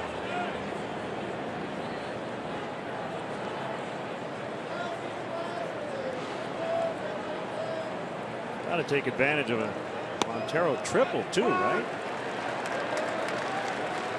Hey, but just, you're in the 7th inning, you're running out of outs. And that's the other thing you have to be aware of, the potential for that splitter down in the dirt to get away from Maldonado. Going to Montero's first triple, by the way, since 2012, 7th of his career.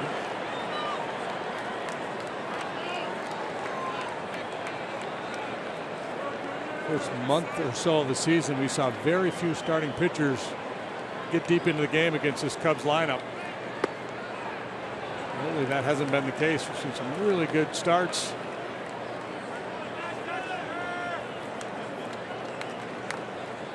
Including all 3 in this series. Chase Anderson went 8 2/3. Jimmy Nelson 7 1/3. And here's Guerra, rock solid in the 7th.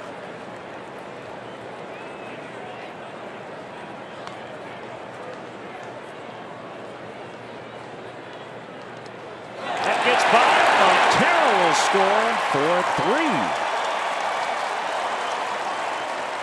That's a break.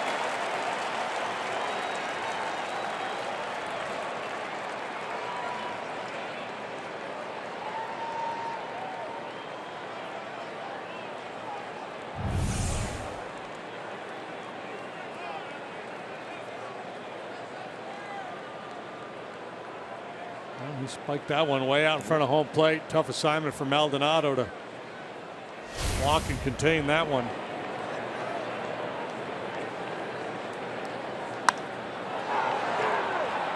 This should end the inning as Presley one-hands it. Stretch time for Milwaukee. It's a 1-run ball game.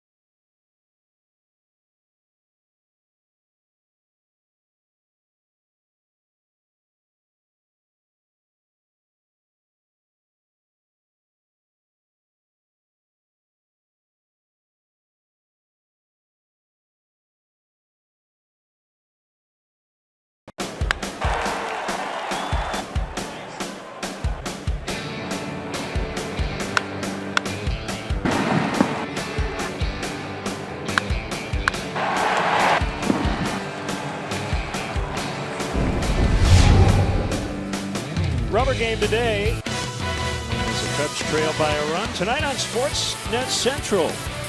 Tune in for a tour of one Cub fan's ultimate fan cave.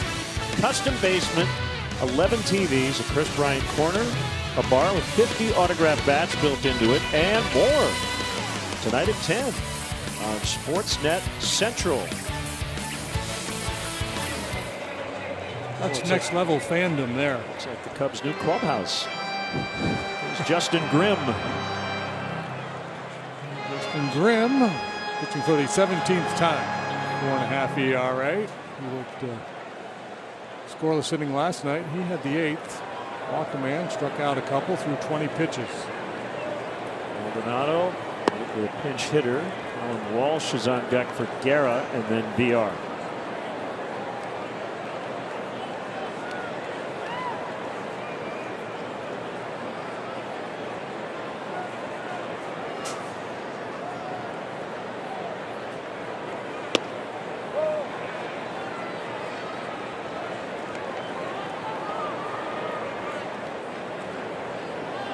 game going on. We've gone to the bottom of the ninth in Baltimore. Mariners lead the Orioles. Battle of first place team 7-2 late. At first, he didn't know if Fowler saw it. He did that earlier in the game too. There was one a little more shallow than that. The Cub fans, join the Cub season ticket holder waiting list. Do it today. Claim your spot in our lineup for season tickets. It's easy and free to register. For details, visit Cubs.com/waiting list. It looks like a punt returner out there. Let it bounce into the end zone. Get the touchback.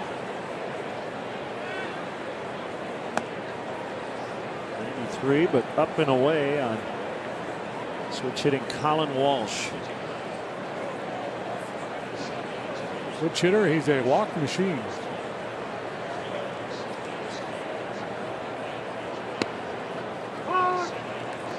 So the Brewers got excellent starting pitching throughout this series, including today from Guerra. 7 innings, 3 runs, 11 strikeouts, a career high.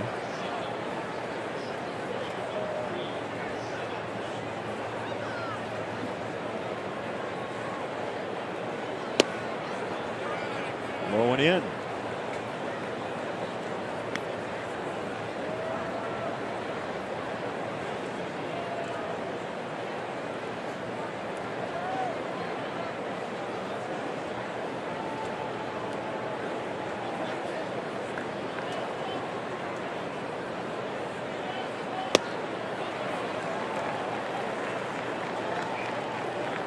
Two and two the count.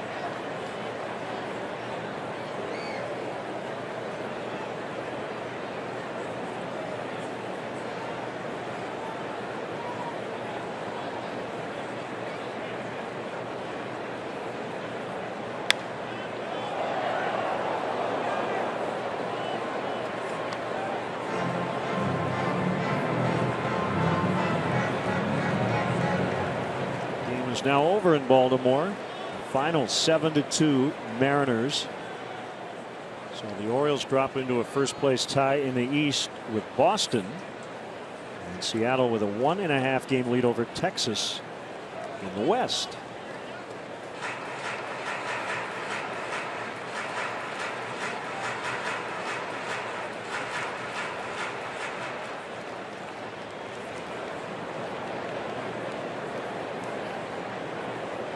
Colin Walsh walked 124 times last year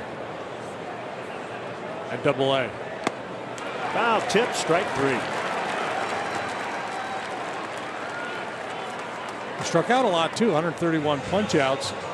He was one of those guys you could just let's go up and then we'll just start the at bat, 3 balls, 2 strikes, and we'll go from there. I had a tweet earlier about the foul tip. And just kind of a rules reminder. A foul tip is that ball that's ticked right directly into the glove. It is considered a swing and a miss, not a foul ball. That's why it's not an out, even though technically the ball hit the bat and went right into the glove. Play is not dead. It's, like I said, treated like a swing and a miss. Treated like a swing and a miss. Yep.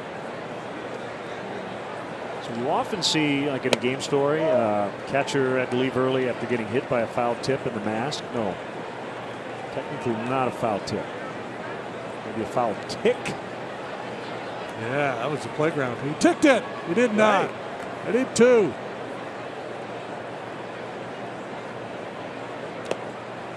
In the dirt to VR.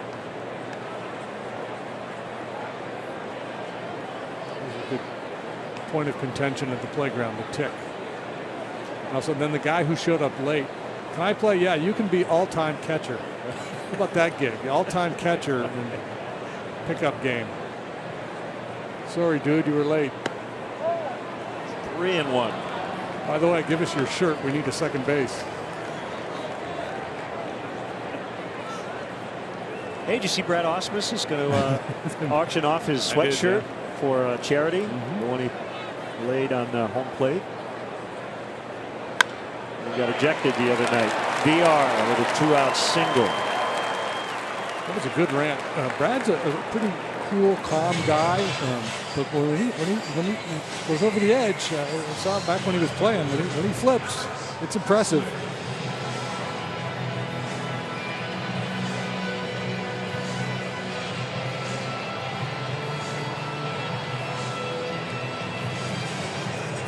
Here comes Joe Madden.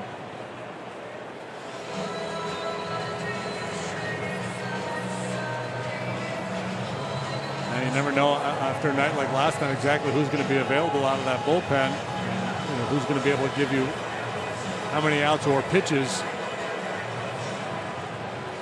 Clayton Richard, who got the save in the 13th last night, is in.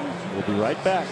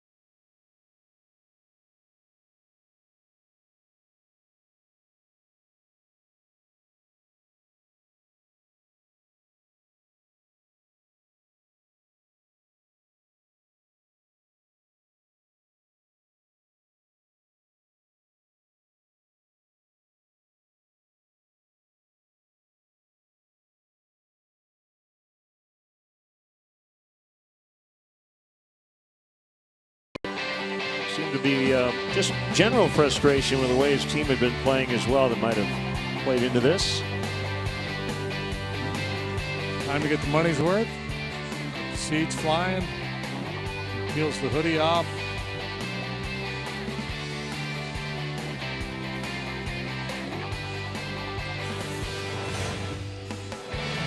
We're back to live action here in Milwaukee. It's the Midas Tire and Auto Service call to the pen.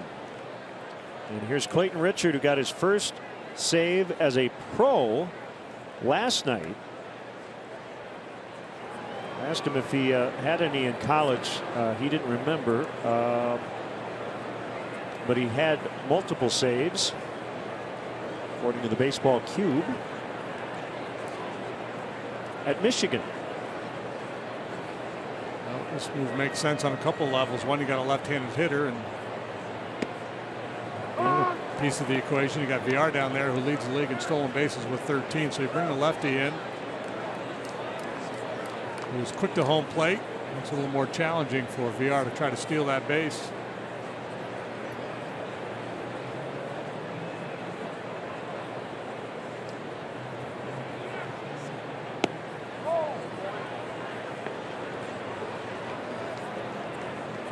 Got a left-handed hitter on deck too, with the Scooter Gennett due up next. Trevor Cahill got into the game last night, but not as a pitcher. A pinch hit instead.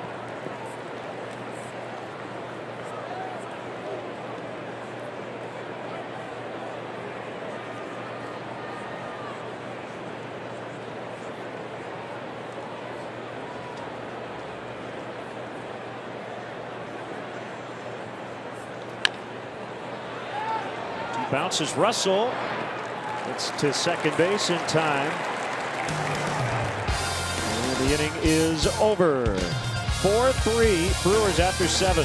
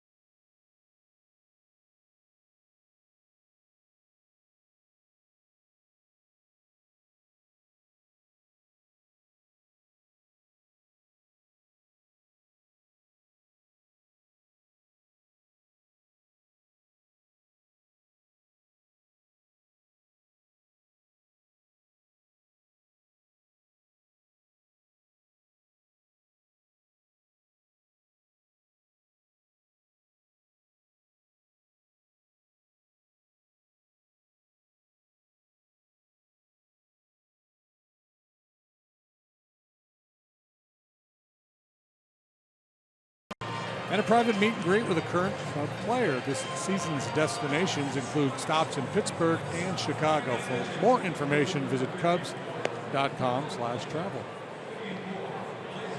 The guy's not going to get lost. Michael Blazek is on here in the 8th inning. Blazek having a nice year. He's pitched to a 2.25 ERA, on for the 21st time. 20 innings, 20 hits. Walked more than you would like. 11 free passes, 16 punches. Saw him for an inning last night.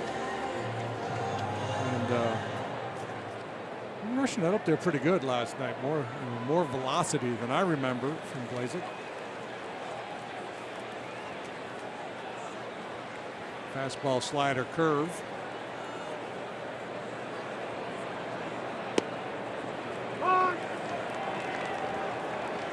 There's Uncle Charlie. Be careful, that down and in breaking ball. Hayward can hurt you there.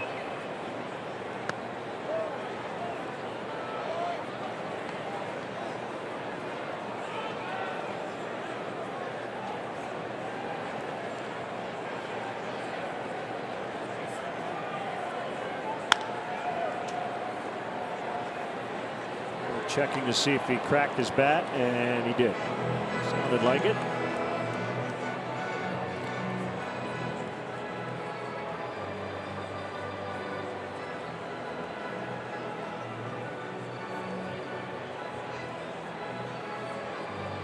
$38-7, 8-1. Biggest crowd of the series. Yeah, all those buses.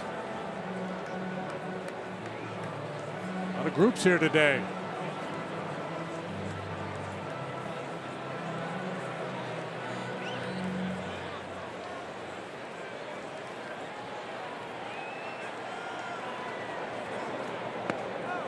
That shot was awesome. You had a few kids who were really into the game. You had a few who were paying no attention. You had a few others with their chin in their hand going, what time is it?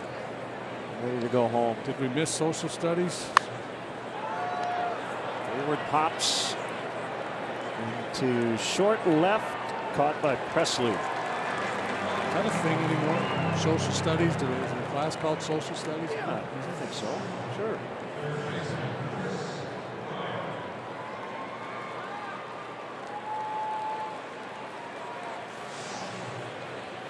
Brewers, Sox, Cubs fan.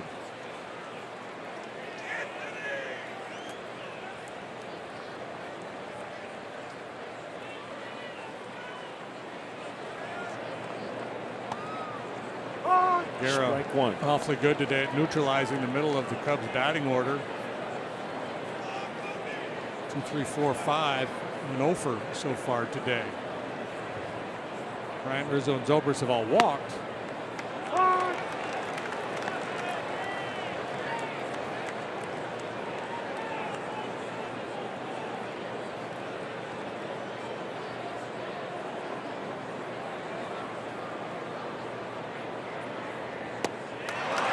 and miss for strike 3.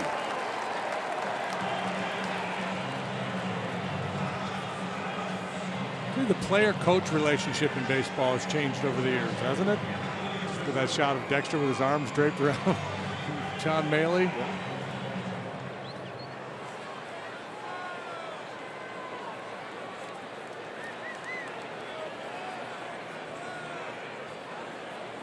Anthony is due, isn't he?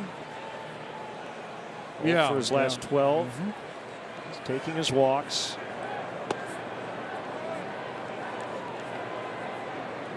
Well, that's the thing. You know, we talked about the Brewers' struggles in the rotation, but they were pretty good leading into this series. They started to pitch better.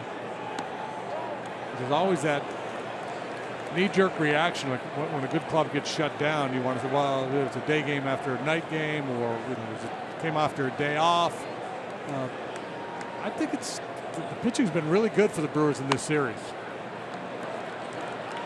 The Cubs had a chance to ambush Anderson early. They hit a lot of balls hard, first 4 or 5 hitters of that game, but then he settled in, was really good. Jimmy Nelson's pitched well all year. And he was really good yesterday, and Garrett again here today.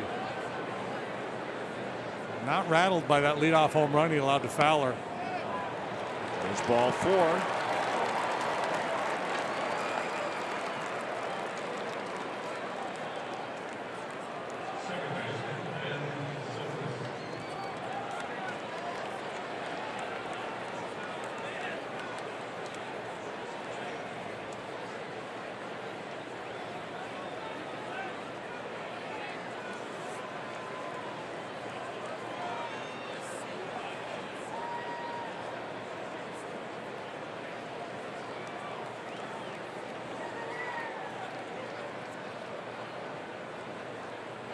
Runner at first, 2 outs, 8th inning. The pitch to Zobrist is high. Maldonado quickly out to the mound.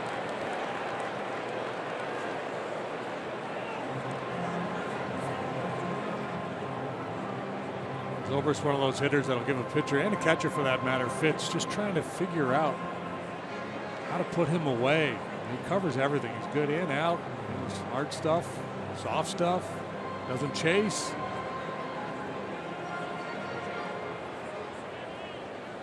Imagine conversations, you know, in advance of a series against Zobrist. They'd say, you know what, just kind of keep the ball down around the knees with some action, sink it, try to hit the ball on the ground and move on.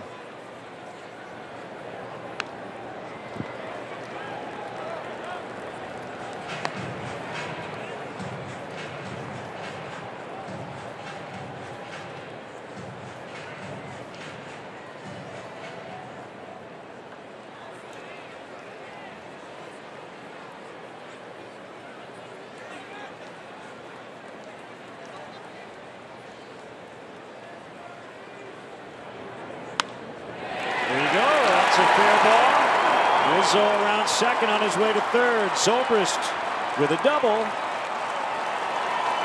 this happening with 2 outs.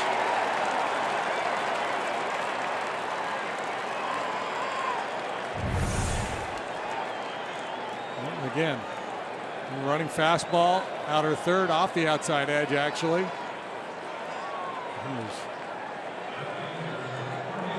And a joy to watch. A little magic wand there, picking that ball to left.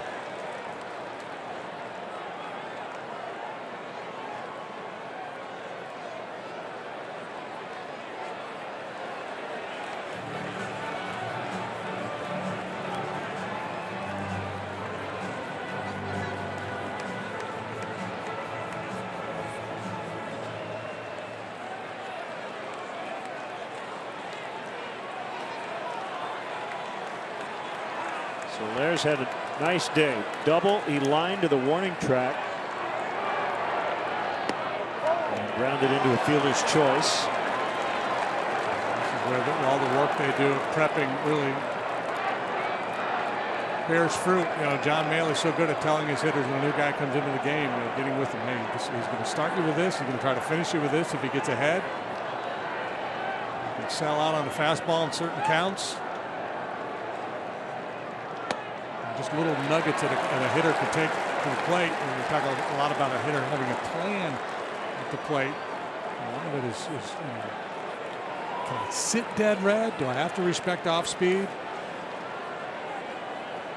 Is he going to come in on me, or is he going to stay away throughout the AB? 3-0. He's got a base open. Addison Russell is on deck, and he has struck out swinging all 3 times. Those at bats against the starter Guerra.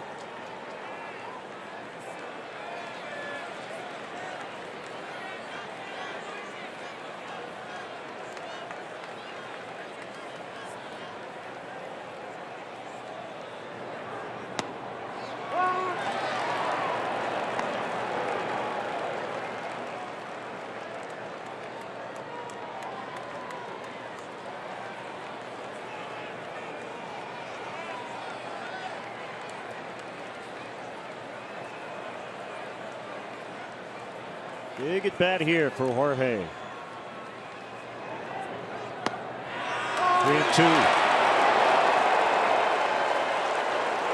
Jorge didn't like either one of those, but according to our pitch tracks, they were in the zone. Makes sense to take a little extra time, step out, and regroup.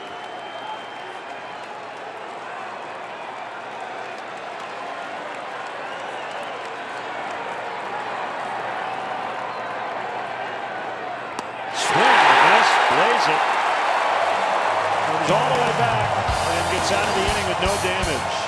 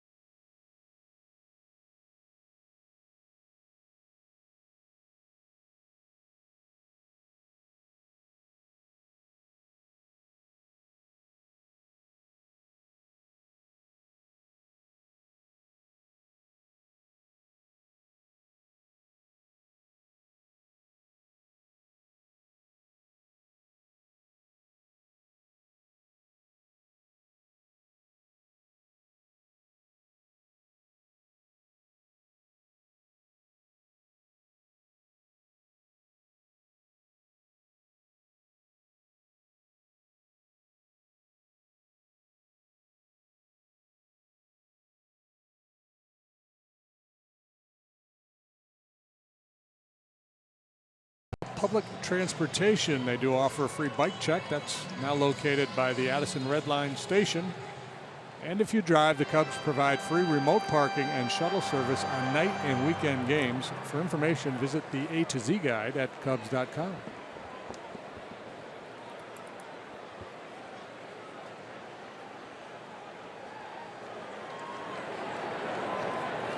Richard to Jeanette.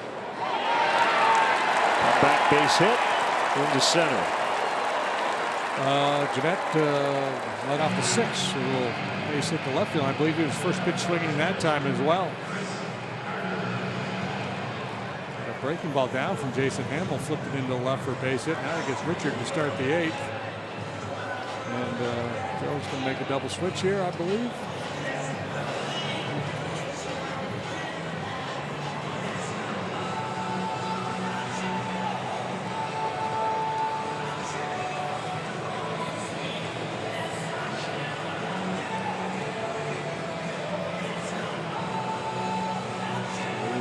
Double switch. nobody out. For Cahill and Javier Baez coming in. We'll sort it out when we return.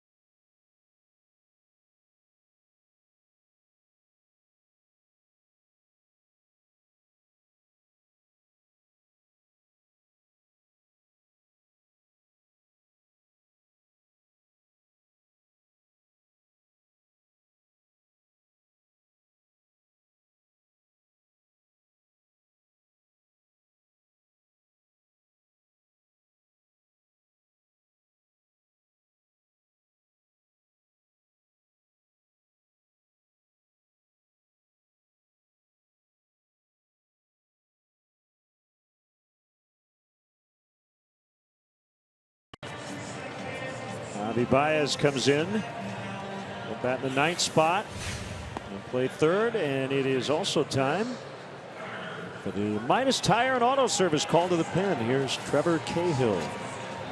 Trevor on for the 15th time. Worked the opener of this series on Tuesday was really good. 2 2/3 innings. Didn't allow any base runners. Struck out 3. Lowered that ERA to 3.06.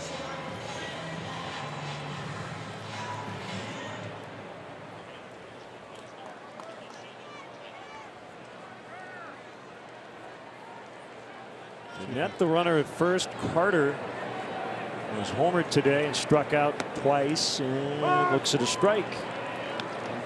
Jump on him with that 2-seam fastball, sinker, curveball, changeup for Cahill.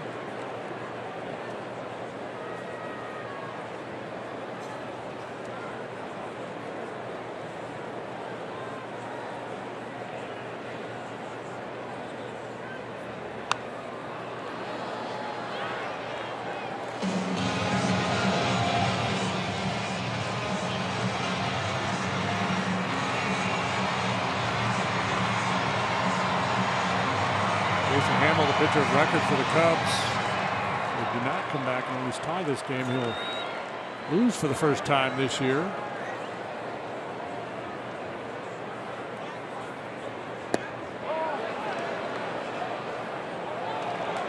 He did not swing.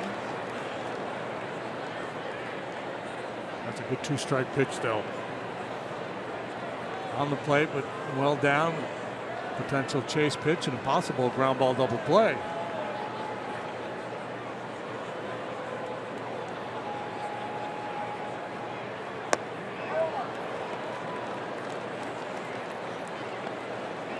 He's been around. He broke in with the A's as a starting pitcher in 2009. He was young. He's still just 28 years of age.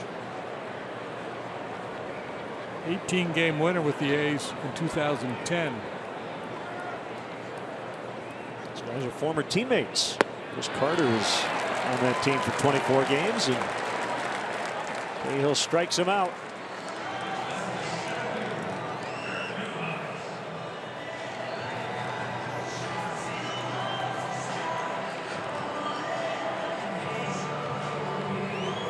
See, there's Carter again. 3 strikeouts and a home run today.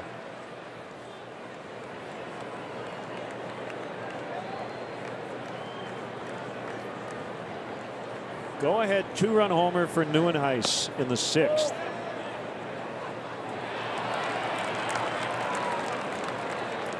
Oh, and 1.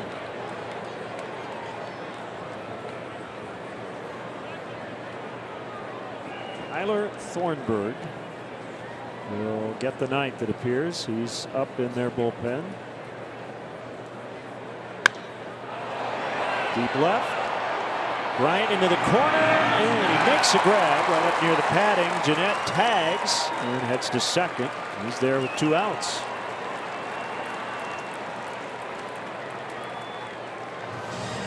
Well, that's a heck of a read by Scooter Jeanette to tag up on that ball.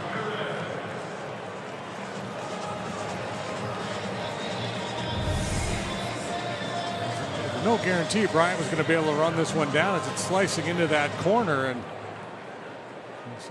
a third of the way scrambles back to tag, and I don't know if that ball gets down. I don't know if he would have been able to score.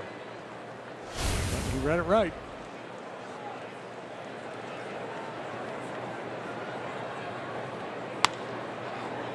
Perez rolls foul past first.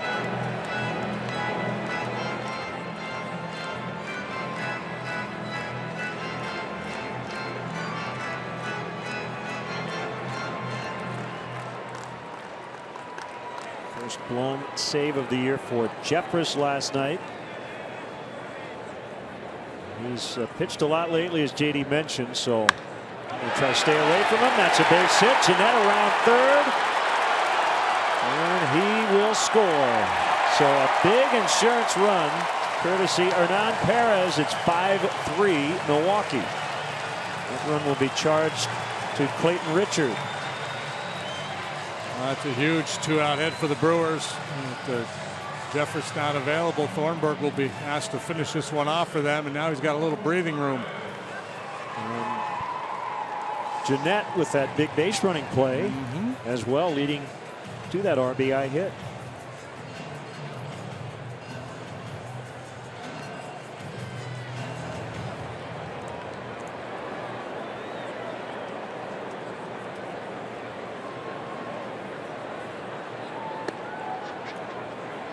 Outside on Flores.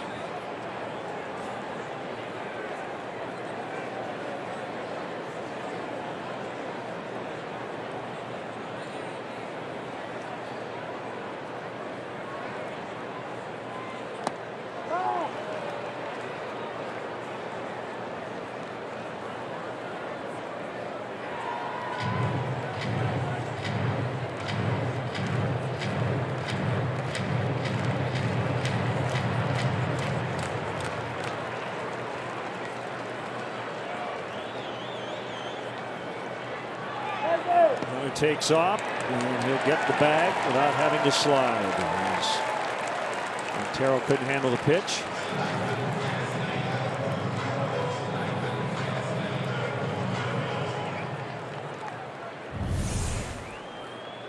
It's a good pitch, breaking ball down in the dirt.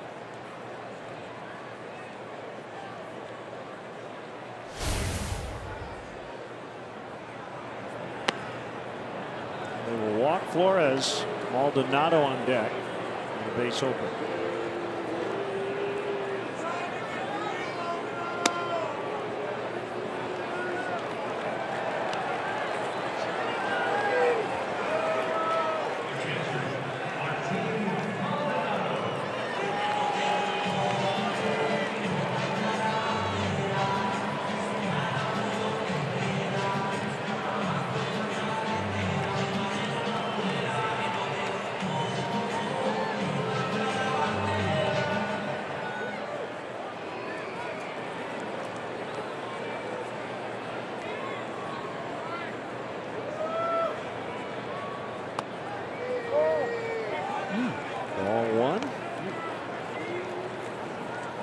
Larry Vanover called a lot of high strikes and even some high breaking balls, higher than that one here today. The fact that Mickey tried to snatch that one may have actually worked against him.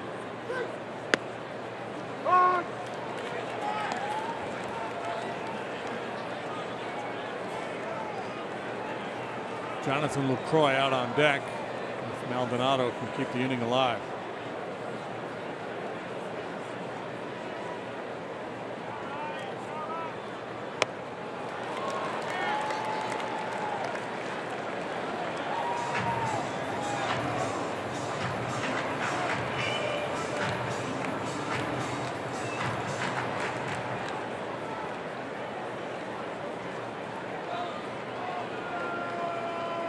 Russell, Montero, Baez due in the Cubs' ninth, trailing by at least 2.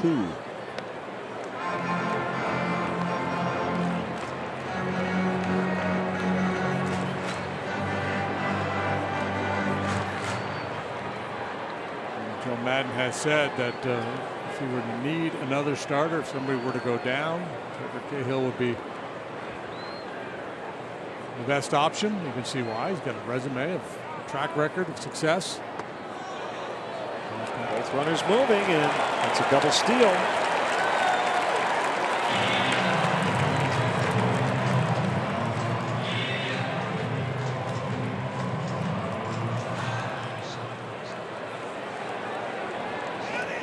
Time 2-2 on Maldonado.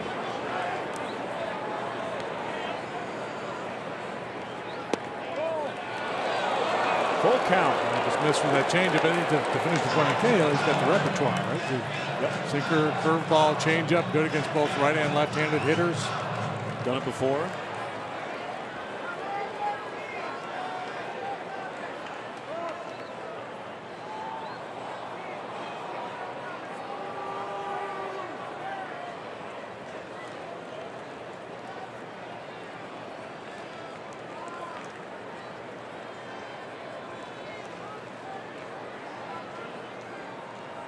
Three-two pitch.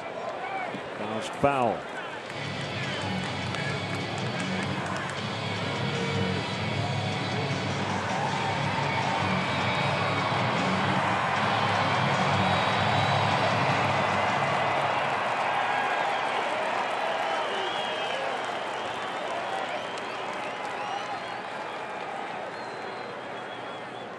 Another payoff delivery. Maldonado fouls at the plate.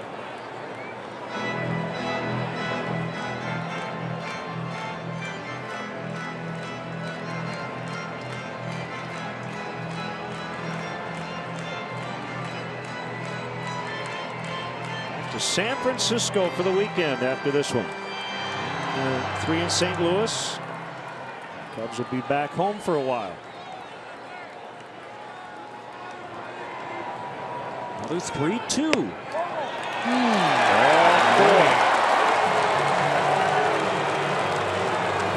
Quality pitch there. They're loaded for Lucroy. The day with the zone has been pretty big. Get back to the one that Zobrist got rung up on. I mean, that's not a horrible call. And I imagine had he been rung up, he would have got a little bit of an uprising from the Brewer dugout.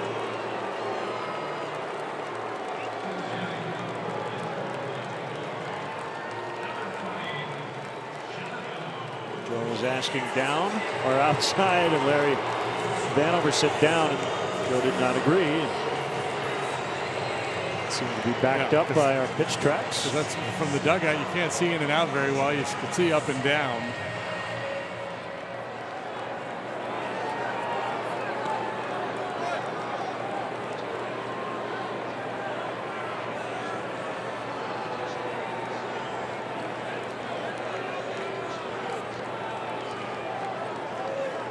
Now Cahill has to get Lucroy with the bases loaded.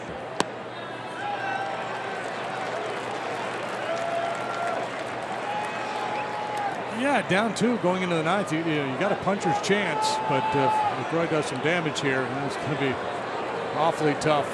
Has murdered right-handers this year to the tune of 371. He's hitting 150 against lefties.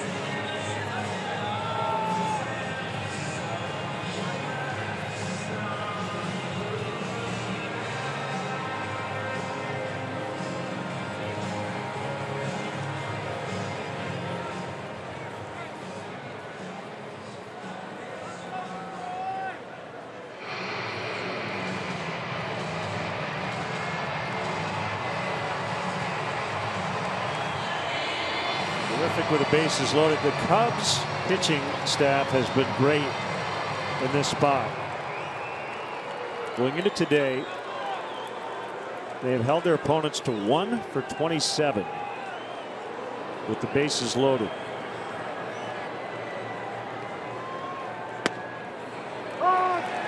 only hit was the grand slam in the Padres series.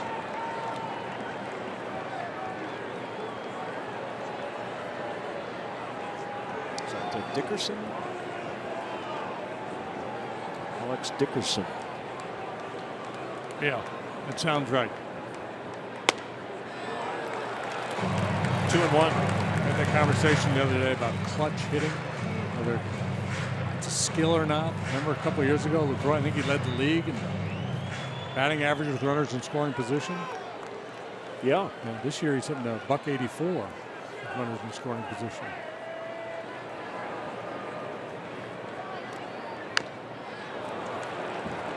Two and two on him. I guess the point being that it's not really a sustainable skill. You can have a good year in that department, but it really defines you as a great clutch hitter.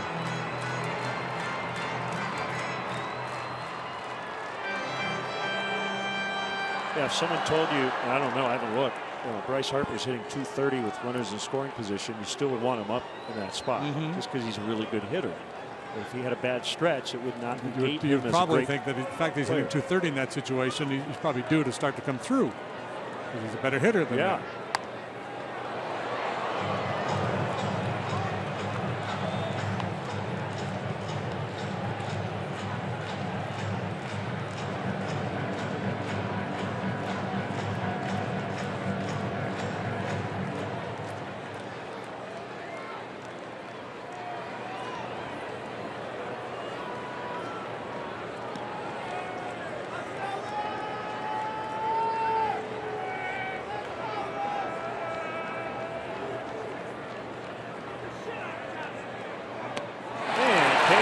Strikes him out to limit the damage. Cubs are down 2 with 3 outs left.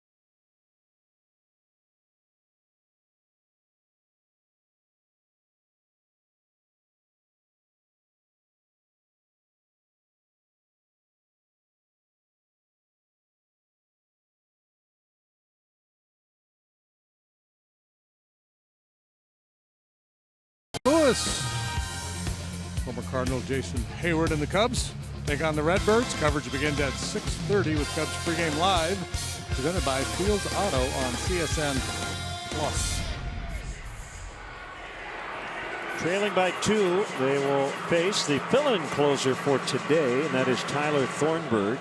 Going into this season, the plan was Jeremy Jeffress and left-hander Will Smith to share those duties, but Smith in spring training suffered a knee injury, so it had been Jeffress, but he's been too busy lately. Thornburg, a capable alternative. 2/3 scoreless last night, had a strikeout. So, got a lot of swings and misses this year. Fastball, curve, and change for Thornburg. If Milwaukee hangs on, I would imagine Craig Counsell will talk about no Braun, no Lucroy until the pinch hit at bat. no Santana, no closer available. You've got a starter who wasn't in the rotation to begin the year. Yeah, it would be what a manager would consider a real quality win, to feel a little bit undermanned against a pitcher you've never beaten, who had the third best ERA in the league coming into this start. Played 2-1.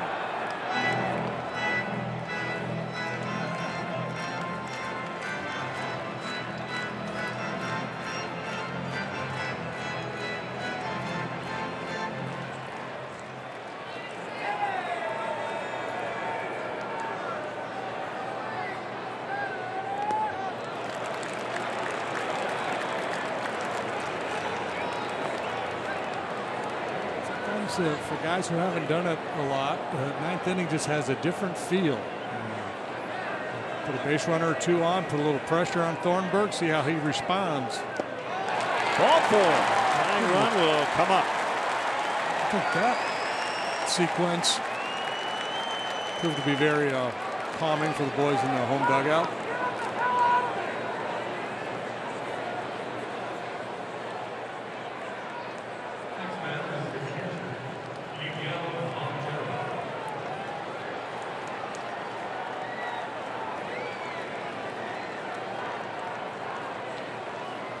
Has swung the bat well today.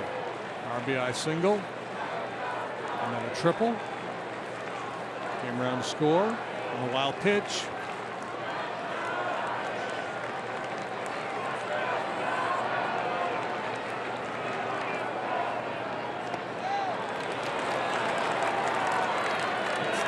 Just doesn't look free and easy right now for Thornburg, does it? Like he's forcing it.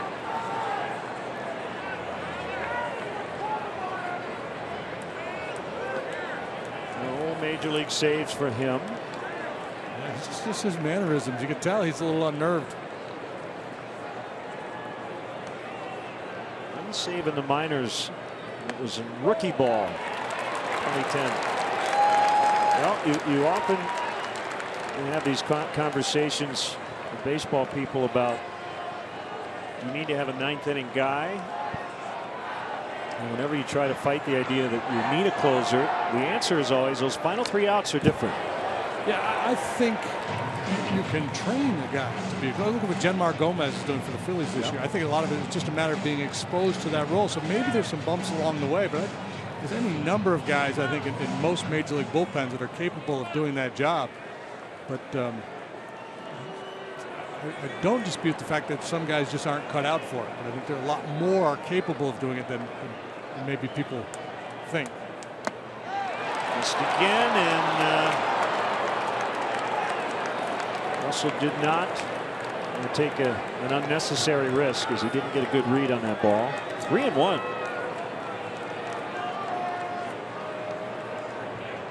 Did that hit Larry Vanover? It may have. Yeah, it's a tough ball to read because it's not in the dirt. And Maldonado just whiffs on it, and it hits Vanover. You see that ball bouncing in front of home plate, but you see the catcher go down as if to block it. You can anticipate and go, but hard to read that one, and no sense gambling when you're down 2.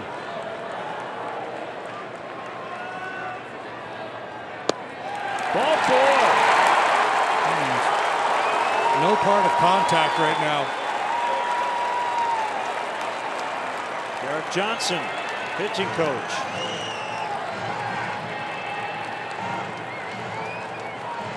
Now there's some scurrying going on in the Brewers bullpen. Here comes Kyle Hendricks. Which runner for Montero?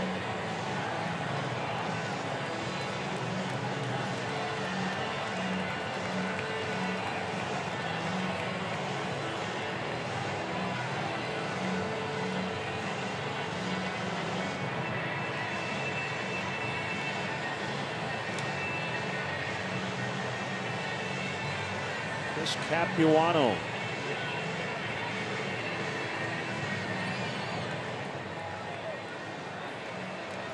So Baez will bat for the first time today. Came in as part of a double switch. Play third in the bottom of the 8th. Nothing wrong with being aggressive here if you're Javi Baez, but boy, you got to make sure you get a strike. He's having a hard time settling in out there. Might be a first for Kyle Hendricks. I don't recall him pinch running in the past.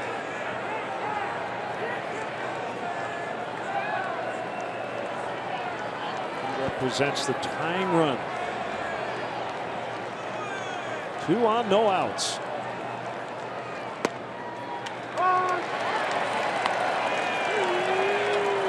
That's why I said nothing wrong with being aggressive in this situation. He might not get a better pitch to swing at.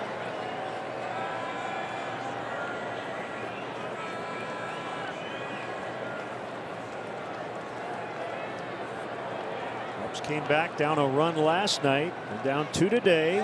It's 1-1.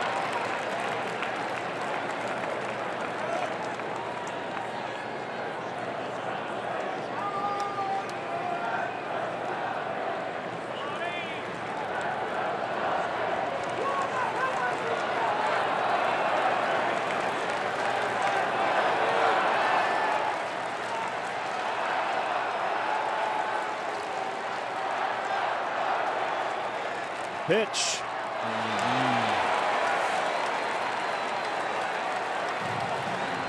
1-2. It's a little premeditated there.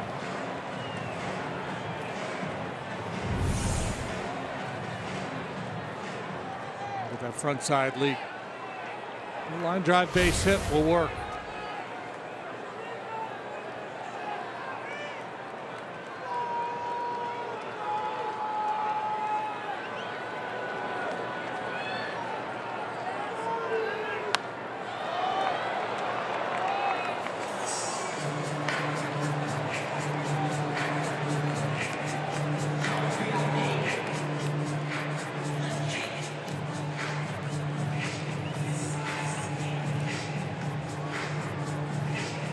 Cubs 1-9 when trailing entering the ninth. The one win was last night.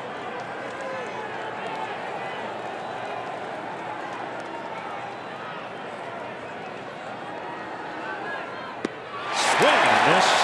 Strike 3.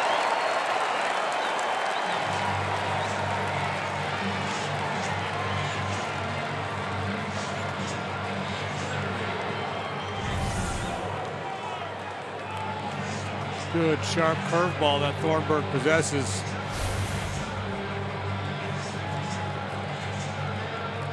Warren and Wood, in case we get to the bottom of the ninth.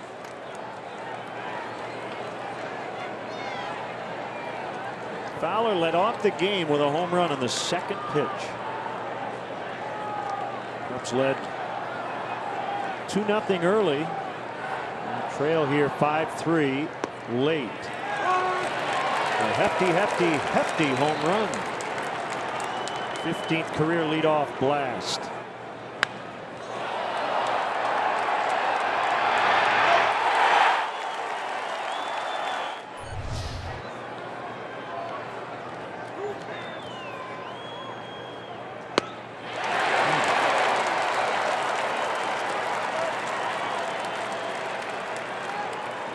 Starting to get his bearings out there. No doubles in the outfield, extremely deep, especially to right on the pull side.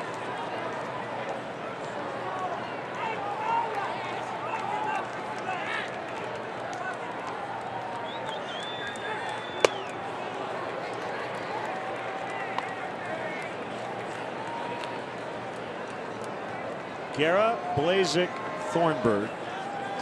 Milwaukee, Hamill, Grimm, Richard, Cahill for the Cubs. Starters and the pitchers of record.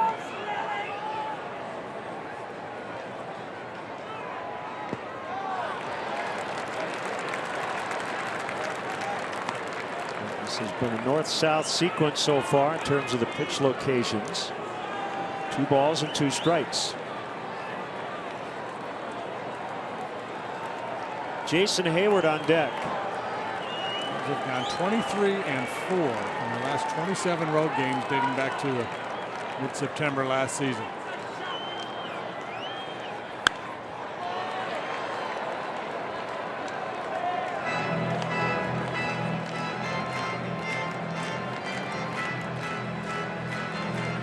really good in gray.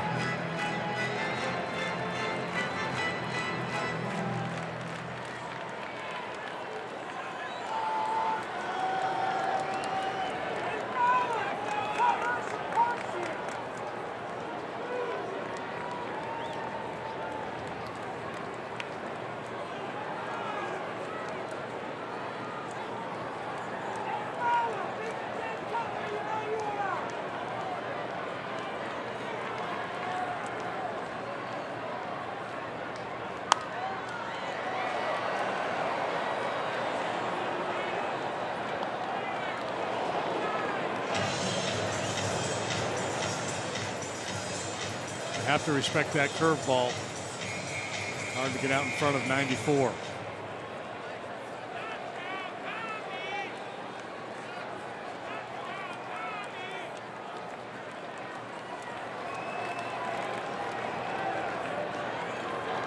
Another 2-2.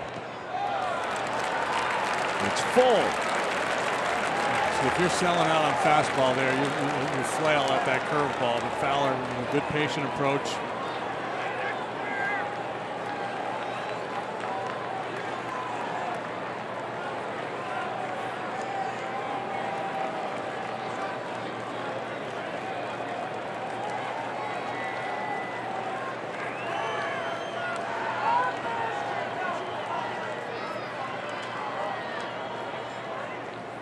Three-two to Fowler.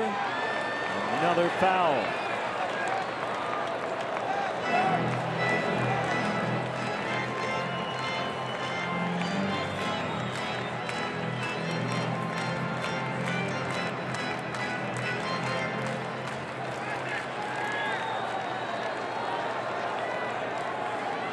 This will be pitch number 9 from Thornburg to Fowler.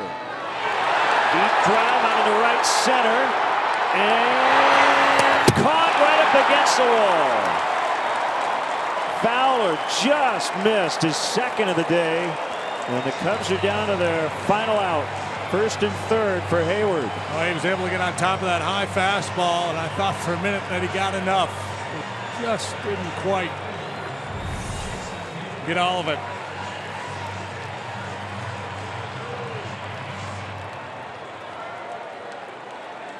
Flores with the grab on the warning track. On the play, Russell tagged. But the key guys at first, that's Hendricks. As the tying run.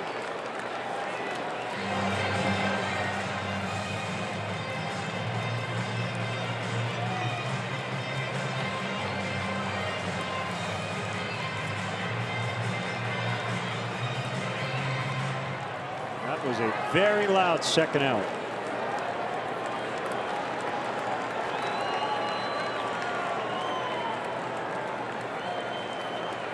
Hayward 0 for 4.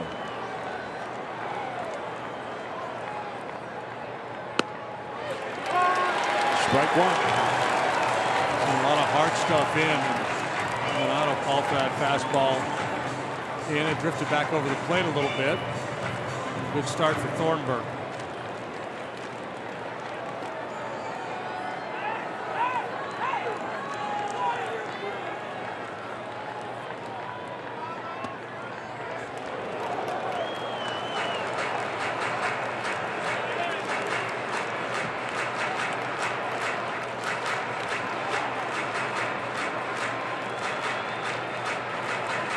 Been a laborious ninth inning for Thornburg. He walked the first 2. He's already made 26 pitches. Bringing in with the closer Jeffress.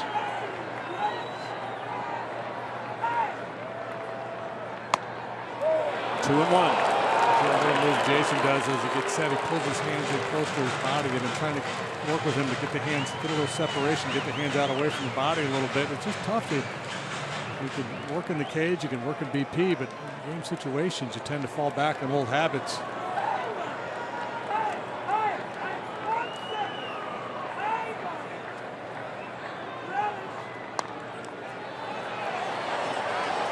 Play for Maldonado. That extra move is, just takes a little extra time for him, and he's having a hard time getting the fastball. This is changeup here. Actually out in front of this one a little bit.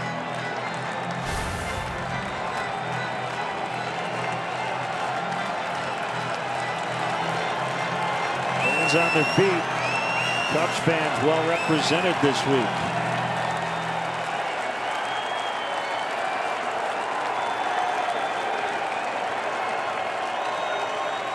Two balls, two strikes. Here's the pitch.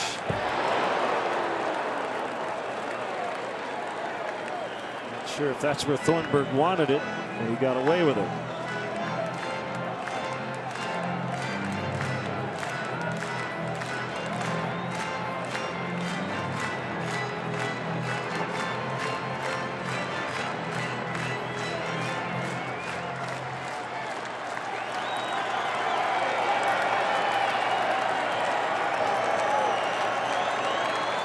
Pitch, swing and a miss, and the Brewers take 2 out of 3. Thornburg, a 30-pitch ninth inning, but he gets the save, the first of his major league career. Got some big strikeouts late. The strikeout of Soler in the 8th inning was huge by Blazek, and then Thornburg able to right the ship. He looked awfully shaky to start this inning with back-to-back walks. He gets 3 in a row to finish it off. So it's off to San Francisco. The Cubs still with the best record in baseball at 28-11. And the Brewers will head to New York. Toast of the game is presented by Binny's Beverage Depot. Binny's Beverage Depot, the official champagne provider of the Chicago Cubs. Junior Guerra was very good. Yeah, our first look at the journeyman right-hander, 31 years of age, making just his 4th big league start. He struck out 11 today, a combination of good heater and real good split finger pitch. We had that going on all